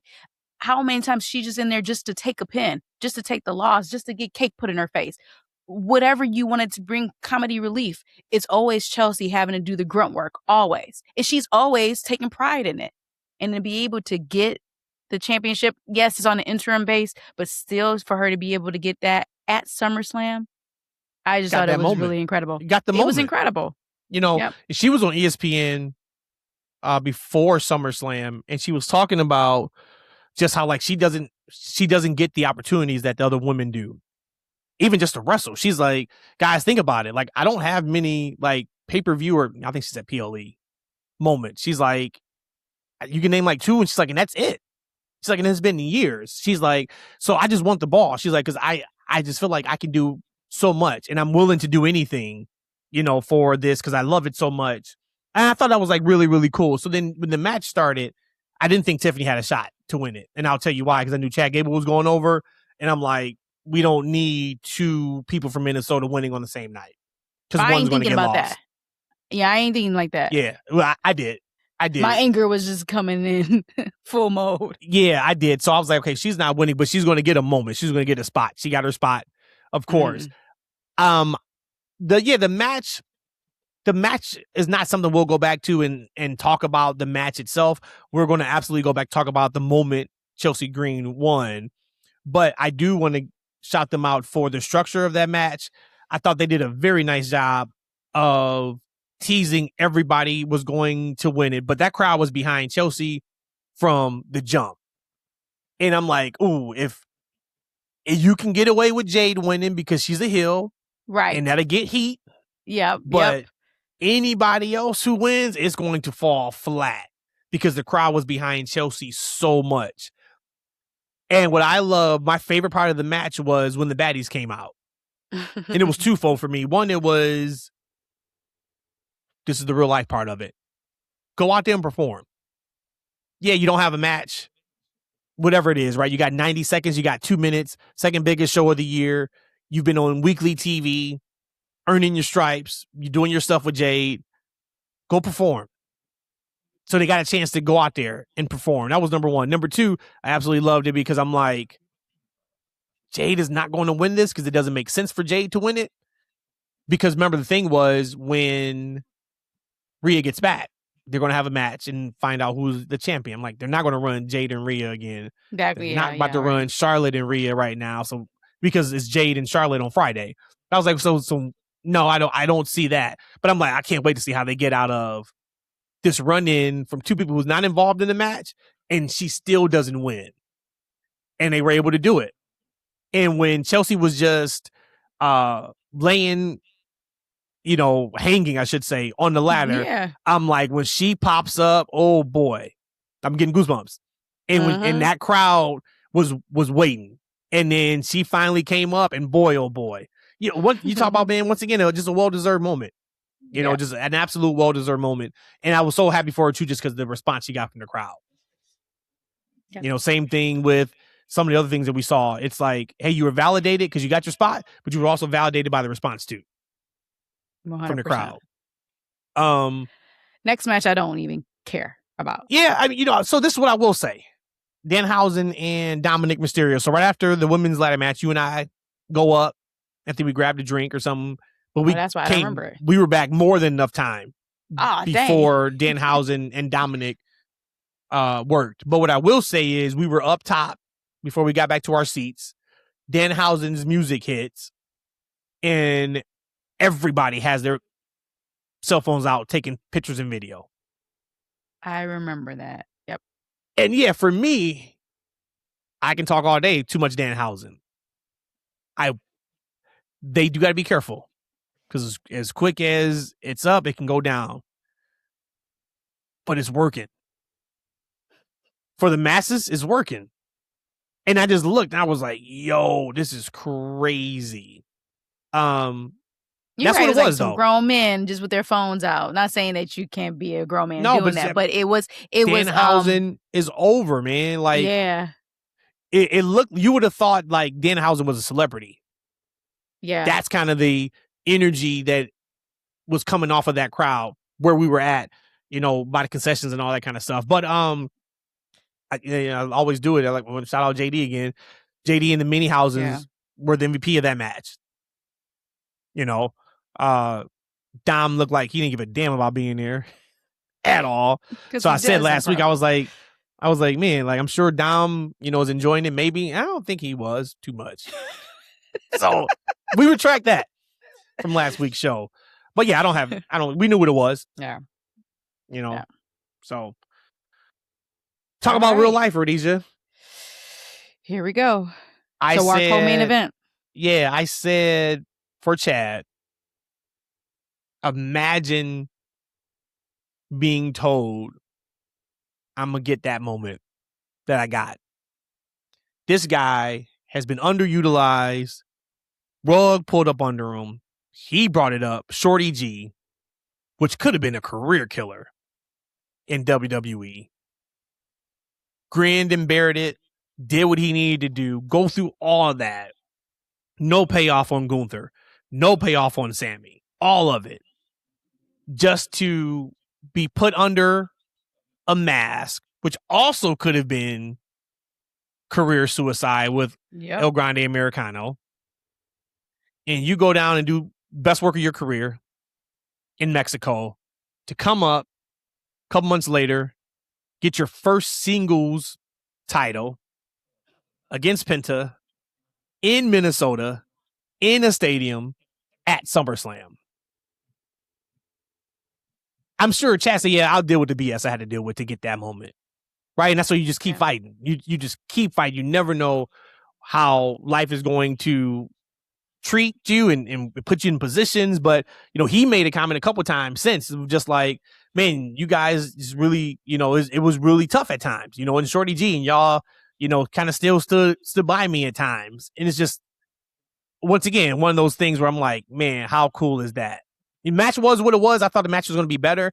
It didn't get into that next gear. It seemed quick for what it was. I don't think it was quick per se, but I was expecting a little bit more. But once again, I think it wasn't about the match. I think it was more about, hey, y'all got this amount of time. They did what they could with the time, for sure. I love the tap out from Penta. Love to tap out. Yep, I love that he tapped when he should have tapped. I love the tap of putting over Chad Gable in that moment, and it wasn't a roll up or something like that. No, it was definitive. But yeah, it was about the moment. It was just about the moment in there with his family and getting that singles title for the first time in his career. The only thing that I would say was a tap. It's something beautiful in fighting and sports where you tap out immediately. And it was something like how I felt like with MMA when I first started watching MMA, and how once you get that locked on, you could be the biggest mother out there but you get caught slipping, you got to tap immediately or it's going to break. And we know that wrestling is predetermined. So we're not going to actually legitly break your ankle.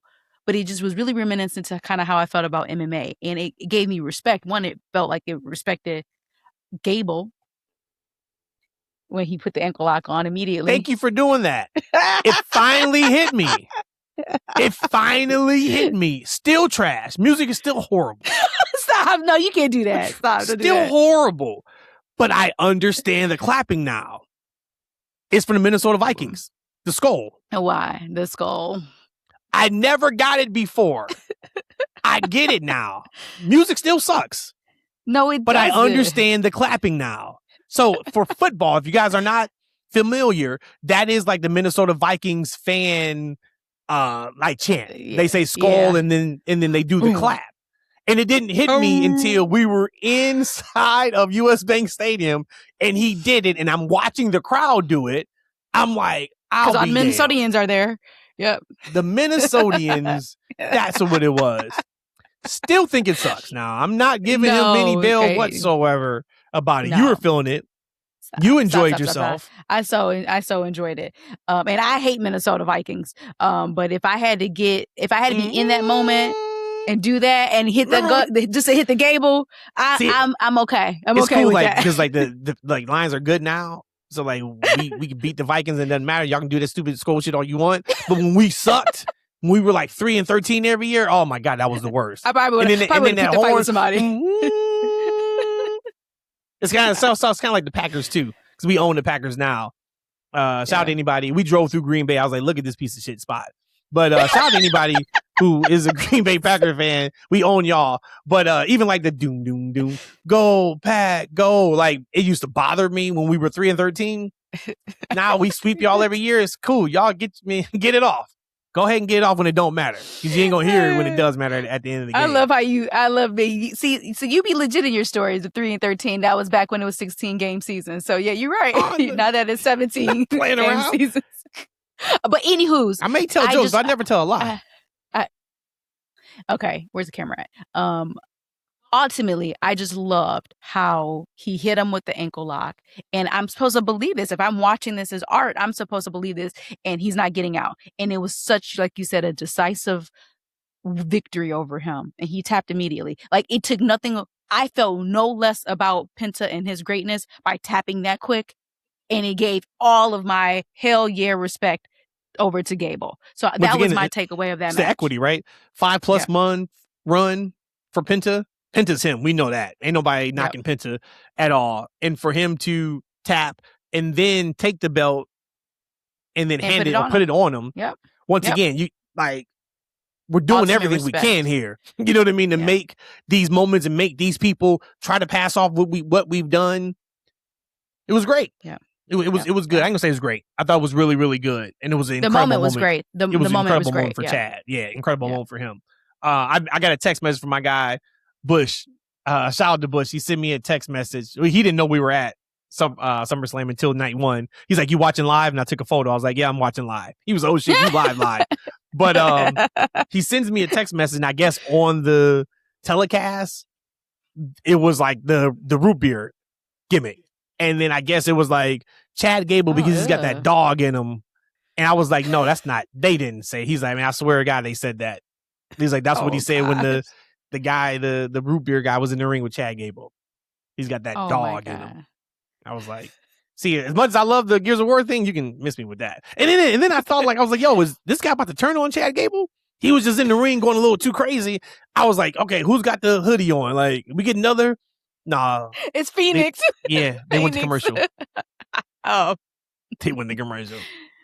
I will say again, real quick, I know the commercials suck at home. Man, it's the best live. I'm sorry.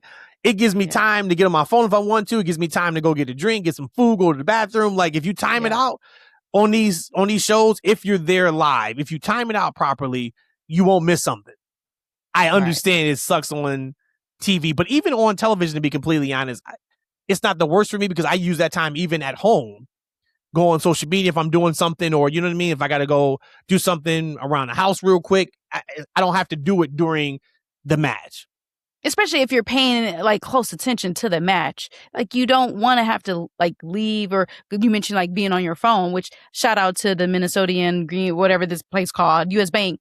They had really good internet. Your Wi-Fi is actually shout out to the Wi-Fi. It wasn't packed. It wasn't 60,000 people there. So maybe it'd be different if it was 60,000, but for the 35 to 40,000 people that was there, your internet was incredible. But yeah, a lot of times you want to be able to pay attention to the match and not have to, like, if you want to go on your phone and tweet or something like that, that you have to did not watch the match. Those commercial breaks was really beneficial there. But one final touch, and this, of course, like you have to do this, but when I saw it, it just made me feel even more, talk about this being real life, just more emotional.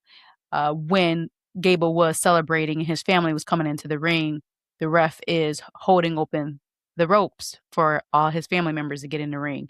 And for some people, he had to open it a little bit more.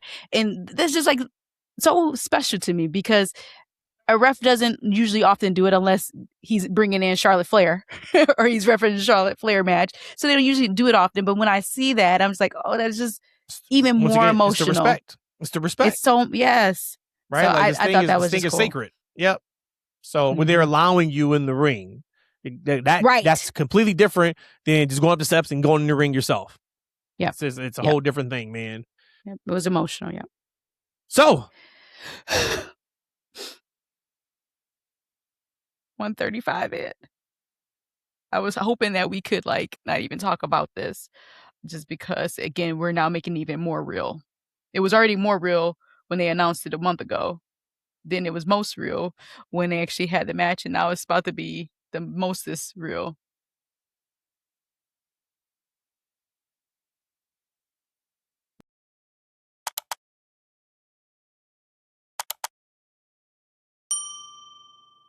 We had the main event of night 2, Roman Reigns versus Seth Rollins for the WWE Heavyweight Championship. I will start off by saying, being there, backtrack, we did go back to watch this match on TV, and I feel that it was 10 times better on TV than it was live. Not taking anything away from it being live, because the things you didn't get to feel on TV, you got to feel there in the arena or in the stadium. So being able to be there both, it gives me the full scope of all the feels. And being able to hear the call, because again, Michael Cole is really damn good. So being able to hear the call and all that, their story is complete. It's over. They're brothers. Even Roman mentions it on Monday. That's my brother. They're brothers that were fighting. The Shield is done. It's dissolved. Massive respects to Dean Ambrose. All of it, all my feels. I watched these guys enter into the business together, and no, they're not retiring, but they are now retiring the sense of the Shield and that bond that they have. They've been fighting for years. It's done. So of course it's more emotional to me, because it's showing my own mortality in life. But to be able to see these two guys who I don't think I've ever felt this way, probably maybe Cena and Rock in the first in a lifetime, as far as like who I wanted to win. I think deep down inside, I think I wanted Seth to win. But I just knew that I think I wanted Seth to win. But to see these two guys who I love so much, brothers, tell this story in the ring, live in front of me, and being able to be a part of that moment live was incredible. And then to see the actual broadcast of it and being able to hear them talking in the match, being able to really see how that story that they were telling in the ring, it just brought even all of that more together. I said that it was my match of the year. And again, I could just be full of it, but emotionally, that was absolutely my match of the year. That's a great breakdown. It was so the interesting thing about Roman and Seth was Roman kind of went back a little bit to a lot of talking in his matches. He was really doing it as a tribal chief. And I said, like, a lot of Roman's main event matches were better on television because you get to hear the trash talk too. He's kind of gone away from that since he lost the belt at 40. So a lot of his matches are kind of like the same on TV as they are live. And live, I had said, thought the match was very good. What I had said live was it didn't hit my expectations that I had very high expectations on, but it absolutely did what it needed to do. Nobody would walk away and say, damn, I wish we would have gotten more from the end of the Shield story in the match. Right? So didn't hit my expectations, but absolutely did what it needed to do. Watching it at home, it reached my expectation. And of course it did what it had to do. It did what it needed to do.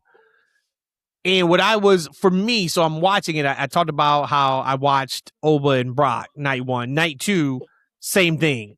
And it wasn't intentional, but I was locked in.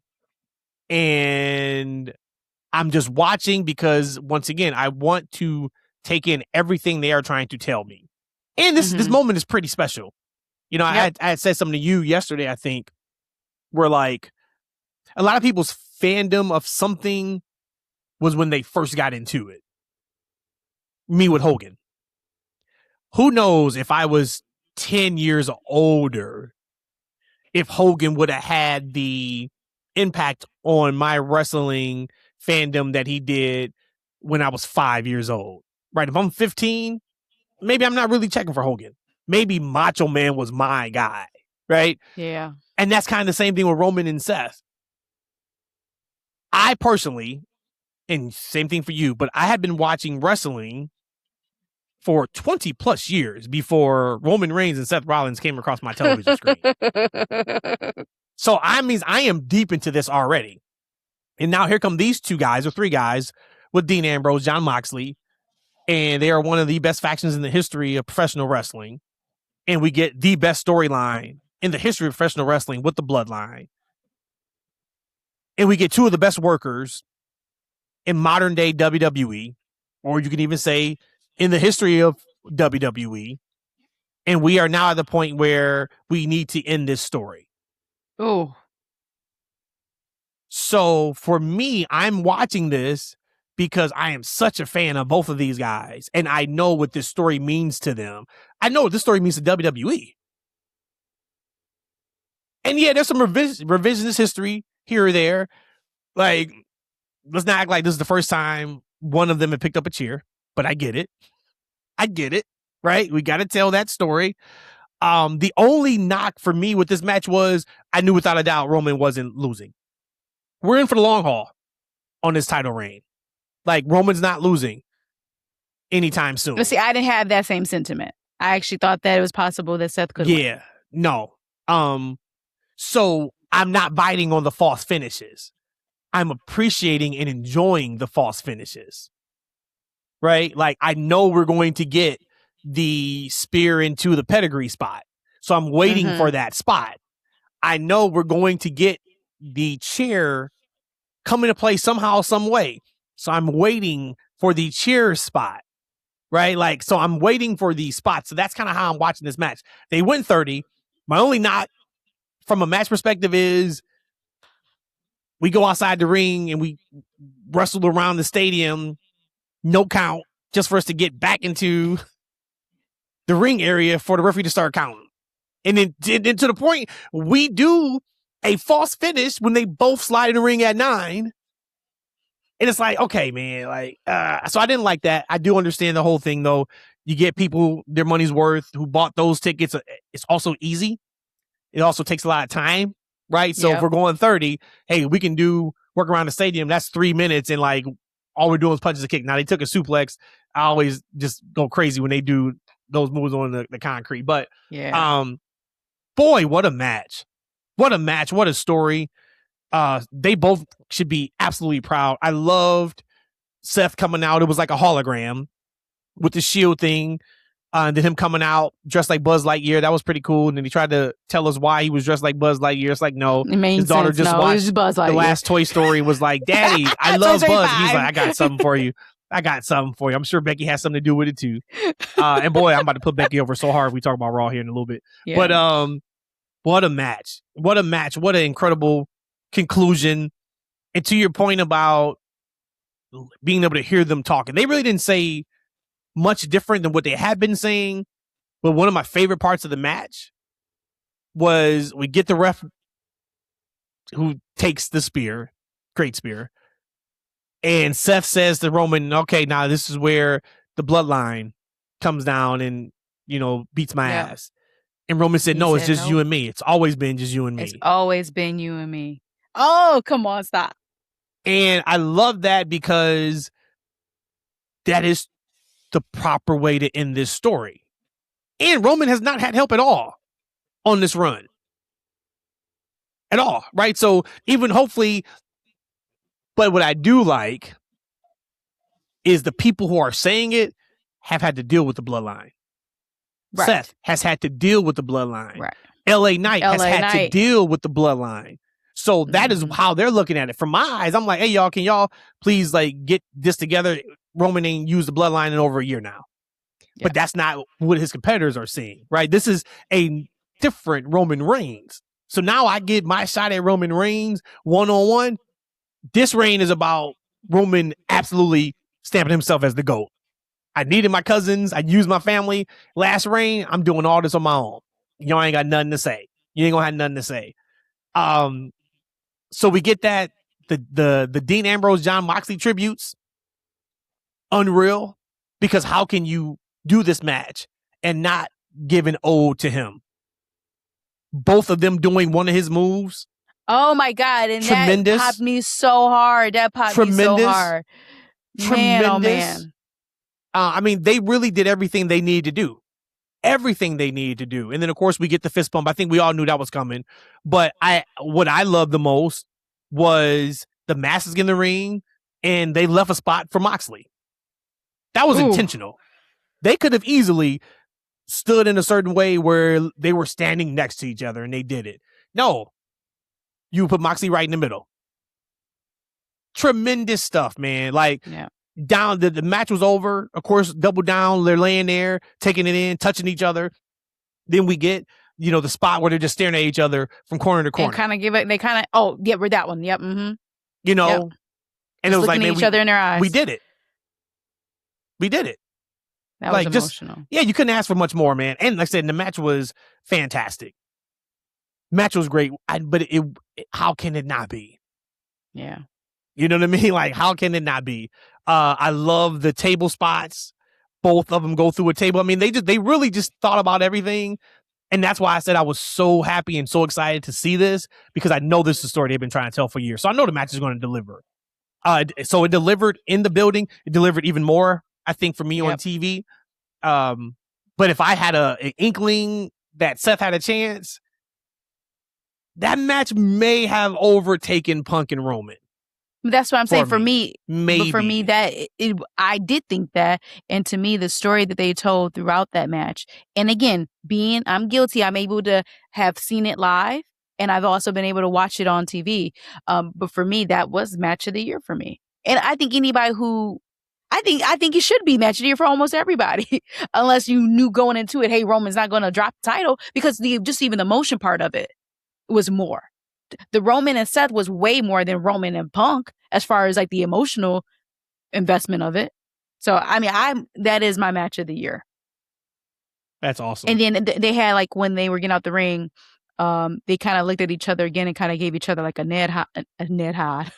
A head nod. Big and Ned Hod. Ned Hods. And I'm just I'm giving out Ned Hods to everybody going forward. I think today is the Ned Hod day. If I see somebody, I'm just hey, Ned Hod. So is Ned Hod up, or is Ned Hod down? What is the Ned Hod? I think it just depends on. Or is Ned Hod to the side? Is that maybe to the side? No, it's either up or down. It's only up or down. So it's more of if you're saying hi, you go up. If you're saying bye, it's more going down. Or no, down. I mean, no, yeah, down is more the respect. So if it's a Ned Hod, it probably should be down. Okay. Yeah. So they Ned Hodded each other a little bit, and it was just and the last thing on this, because we do have to touch on Raw, is just the emotions that they brought. And there's some times where Roman can get a little caricature-ish with me sometimes. Okay. But in the match itself, the times where he had to show the emotions and invoke it in his face, same thing with Seth. I thought that they did a fantastic job in that too, because that takes a skill, because that was part of like their, I guess it's not acting, but it's a performance, I should say. That was part of their performance. And I thought that their facials and their emotions that they showed in those moments, then on top of their wrestling and the wrestling moves and the spots, I just thought that was really, really incredible, because then on TV, I was able to follow it and be more emotional with them. Roman said on ESPN before SummerSlam that who is Seth Rollins to you? And he made a comment about, he's my brother. He even could be my wrestling soulmate in the ring. I think Roman has a couple. Cody is absolutely his wrestling soulmate, 100% in the ring. I think Brock Lesnar is his wrestling soulmate in the ring, if you think about those matches they had. But Seth Rollins is absolutely on that short list. And I know some people think you can have multiple soulmates, but they did it. They did it, and it's over. And so that's kind of so for me was when I was taking it all in, it was that was a proper finish, right, to the 12, 13 year story of the Shield, Seth Rollins, and Roman Reigns. And that's a very, very high, lofty goal to get to say we have to completely pay this 12-year story off in 3.5 weeks. And we did it.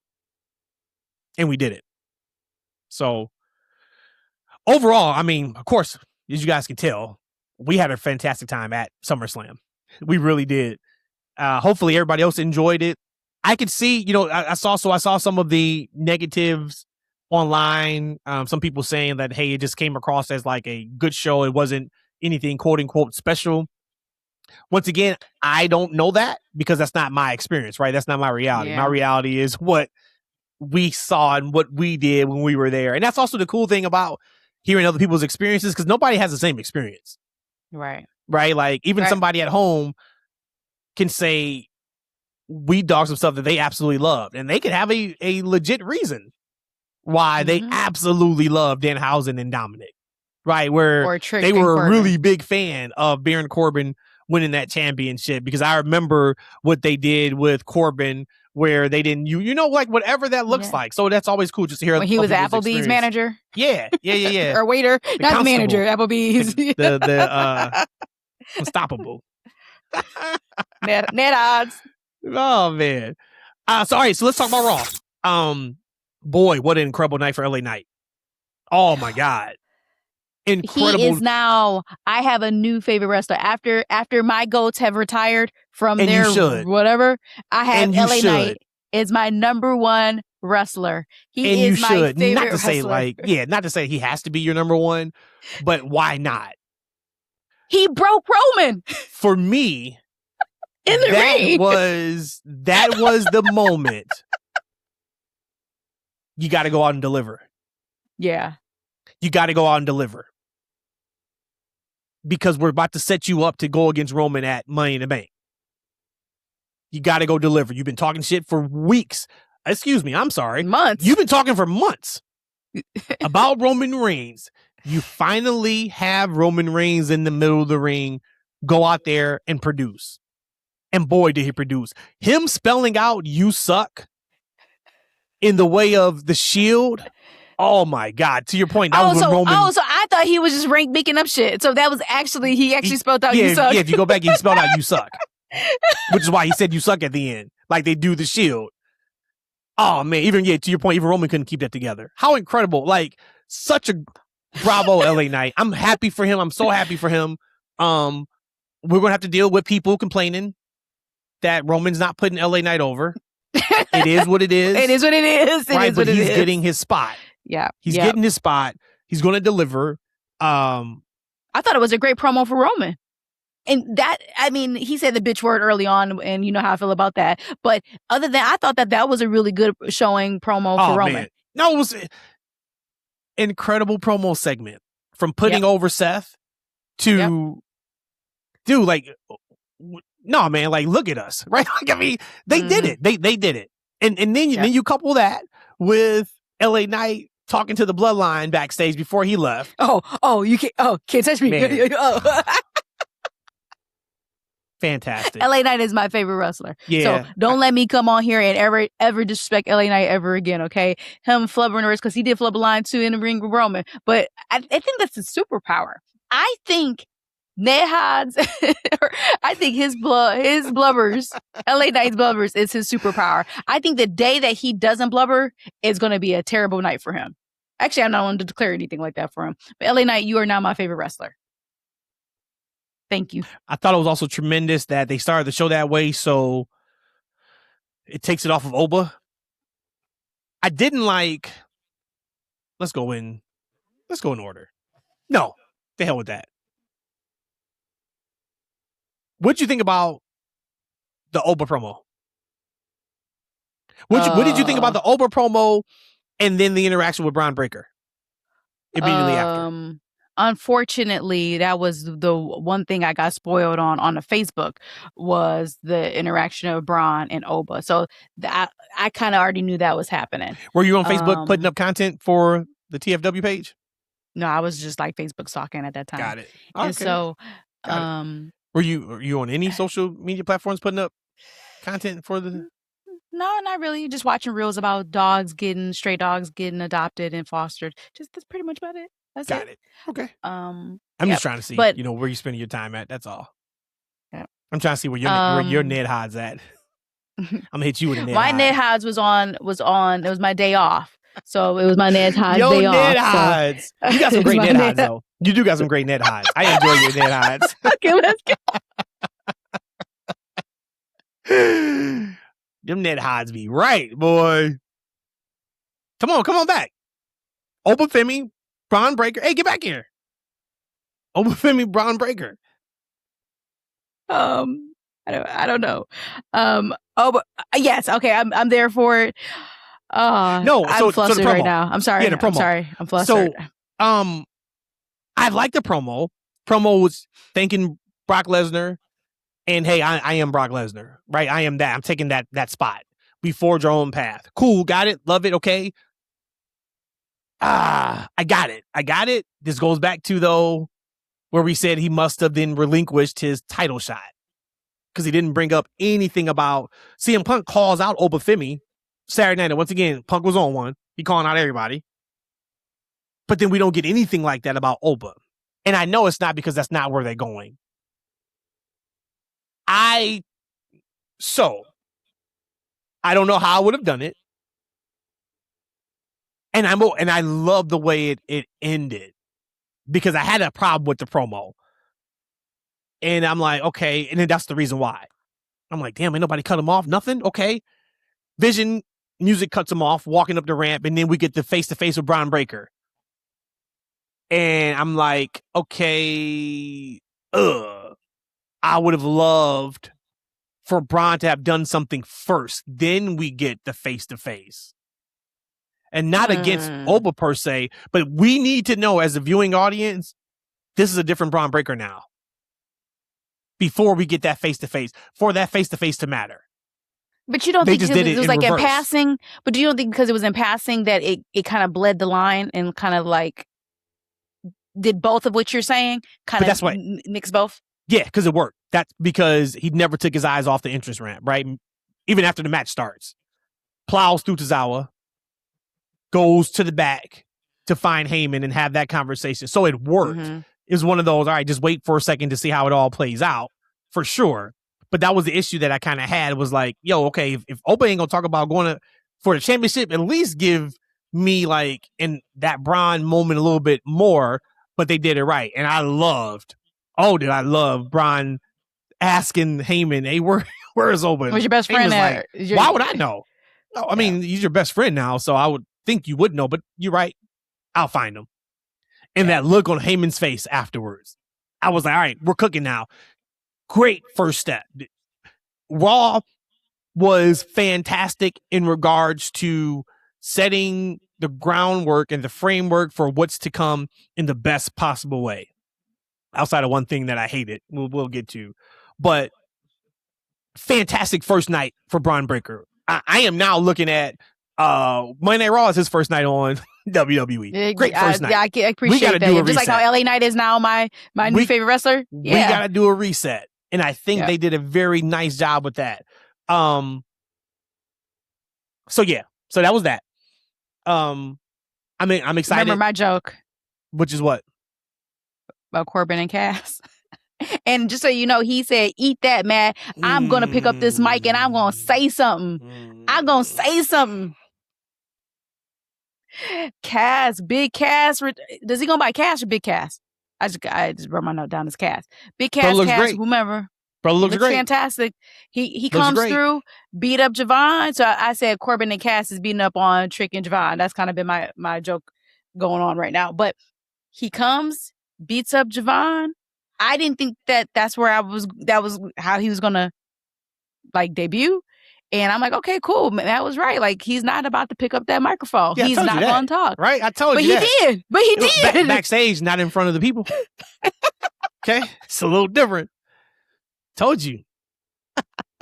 But, man, what I will say, I hated it. Hated it. Like it just didn't make sense to me. I'm okay with it. But I hated it. It didn't make sense. I hated it because he's too big, stature-wise, to be picking on Javon Evans. So who else would he be picking on? For it just to be, sorry, bro, nothing personal. You were just one of many. Hell no. We've had video package after video package after video package for you then to jump somebody randomly. That don't work for me. Where is the plan? And the plan should not be Javon Evans versus Big Cass. That size is too. If we're going to peg him as and put him in a spot as a monster heel, why is he picking on Javon Evans? If you real about yours, go find a big baby face, stature-wise, and go pick on them. Go make a statement. You ragdolling Javon Evans is not a statement to me. Who in the world would think Javon Evans would beat Big Cass? Well, okay, so I'm going to take for what you're saying. So the only other big statured people would be somebody like an Oba. Otis wouldn't have made sense. It wouldn't be big enough for Cass's return. So for me, I feel like if he had to jump somebody, it probably would have been like a Javon. I guess maybe Rusev. He could have jumped Rusev, but Rusev been taking L's galore. Rusev's a heel. But right, he's a heel. So yeah, I mean, it would have been Javon.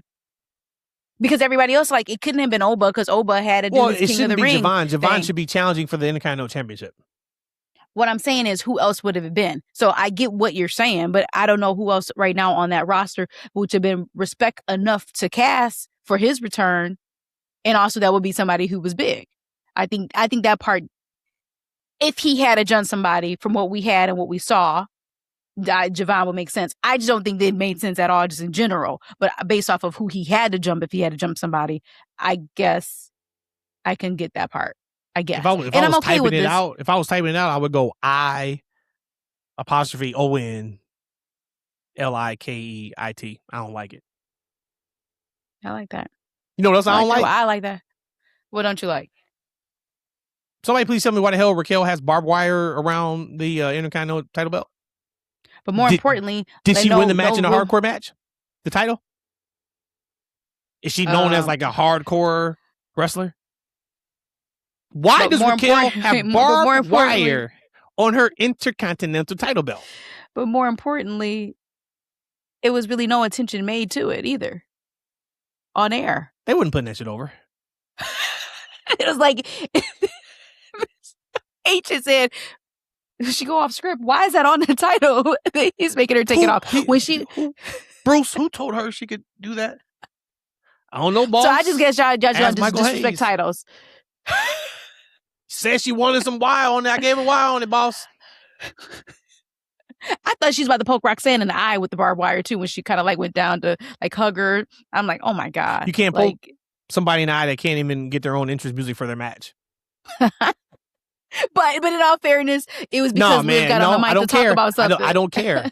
I don't care. Roxanne was wrestling in the match. I need Roxanne to at least come out. And she looked like the star. when they showed those superstar rival shots, and it was Dom, it was JD, it was Raquel, it was Liv, and it was Roxanne. And yeah, Roxanne has her match that night, but Roxanne looked like the star right there. Okay, so then we would be talking out of both sides of our mouth. Mouth. But we don't have two sides of the mouth, so that's why I rather just go two sides of the neck. Left side, right side, two sides. You also don't have two sides of your neck; you only have one neck. And you got two net hods over there too, though. Them net hods. Oh my God, it's getting late. It's getting late. I know it is. Look, we're 2 hours in, and I still got a couple other things to talk about. But I got to look. I'll tell you what was interesting. I thought Soul and Rox had a very nice match. Of course, I put that clip out last week on social media, and guys, I don't know if one of the words I wish that we could get rid of our vernacular is botch, because people throw around that word as if they really know kind of what a botch is. Mm-hmm. And because so we put that clip out about Sol Ruca, where I just said that like them taking the title off of Raquel doesn't make sense to me. What are we doing with Sol? I even said that from like week 2 of her being on the main roster. Felt like they weren't setting her up properly. And boy, were the comments all about she's a botch machine. She's a botch fest. Do you not watch her matches? She messes up every single match. Yeah. And I'm just like, man, like you guys really, just because there is something that doesn't look perfect, it's not a botch.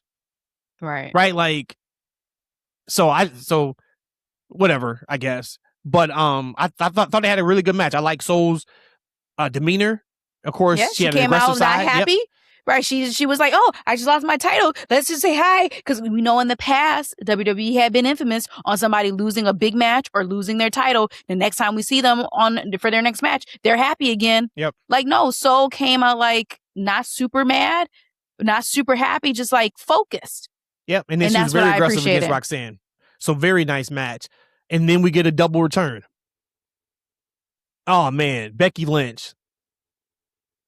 I'm such a Becky Lynch fan. When we get Becky doing things that Becky can sink her teeth into, I don't think people understand how potentially difficult it is to do what she does when she goes from heel to babyface.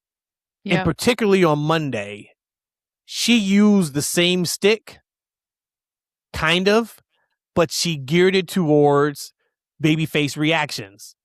Yeah. To be able to use something that got you heat, and it's not just me saying it. It's Sports Illustrated's Bleacher Report. It's a to being able to flip it. And the last time we saw you were a heel. Thank you, Becky, putting over Sol Ruca that they did nothing with. But you were a heel last time we saw you. For you to come out and immediately get a babyface reaction against Liv and to do your stick. Tremendous. Brava. We got that, and then we get the return of Stephanie, which I thought was great. I love the double returns.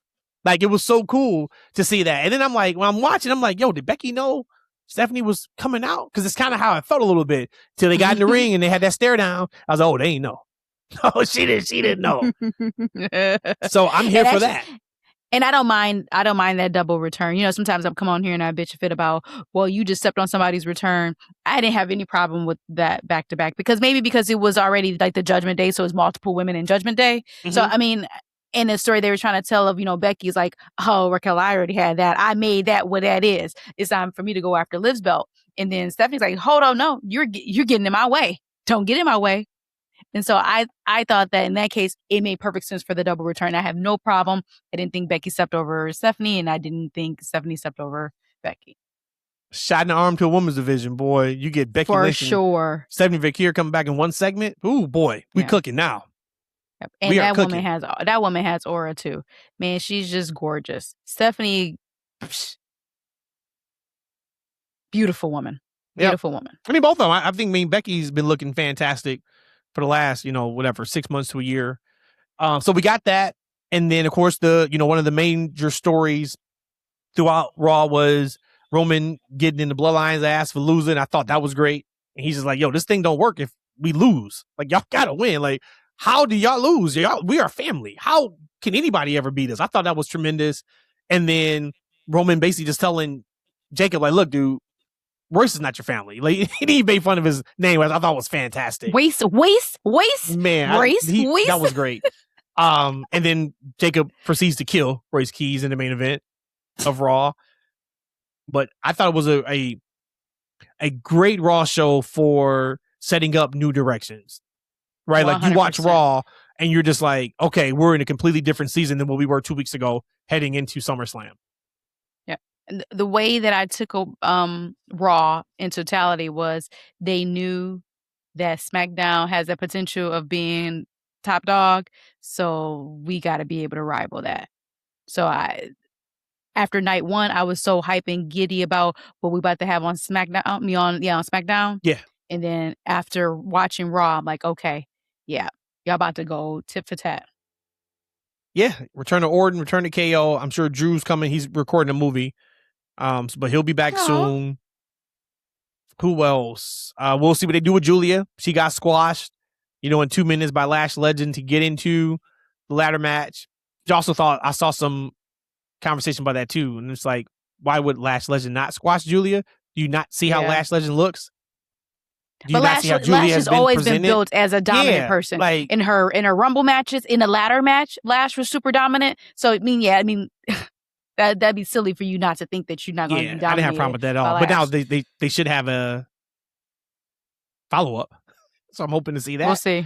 Yep. We'll see. But like I said, SmackDown's gonna be can't miss. AEW's gonna be can't miss. We recording this on Wednesday. You guys will have it on Wednesday. But tonight, massive AEW Dynamite. I think they're in Mexico. Huge a lineup. So that crowd's gonna be hot. Yep. So just a fantastic week of wrestling, and we should be in a good space where we should be getting some good stuff. The cool thing for me is we'll see what this looks like for WWE TV. They don't have another PLE. If you take away AAA, they may lean into that a little bit because they don't really have a PLE in September. Our next PLE, I think, is 10 weeks for WWE. That Money in the Bank, That's right? Money in the Bank. That's in October. Yeah. So TVs don't have time to breathe a little bit, opposed to every 4 weeks, right? Get to it. So we'll see what they do with that. Before we get out of here, couple things. Sad news. Dory Funk Jr. passed away yesterday that I saw on Tuesday. Dory Funk Jr. He was 85 years old. Another legend in wrestling. Of course, Terry was defunct, but Dory wasn't nothing to play with either. So shout out to Dory Funk Jr. Rest Thank you for peace. the memories, my good man. New Day are officially free agents as of this recording. So we will see what is next for them. If you guys hadn't seen it, it's been about a week now, though. But Woods posted up this awesome animated video last week, basically, of New Day leaving WWE. And they were like unicorns. So it was cool. If you haven't seen it, check it out. It's on social media. That was emotional. That started the emotional week.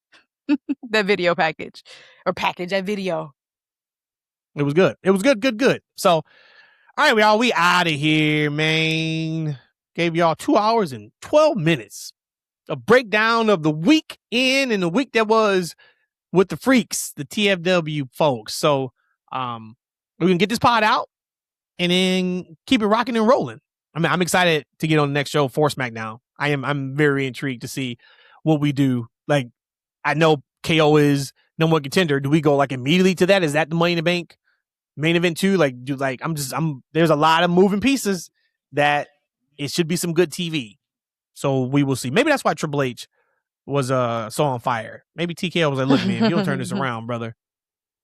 He growing his hair out. Like I said, I think it's the whole thing. We gotta do some research on it. He said Paul about to go back to work. Yeah, I'm just saying, man. Like, look. He about to be staff again. I'm just saying. So we out of here, y'all. We love y'all. Thank y'all for rocking with us. Of course, we'll be back next week. Same pod time, same pod channel.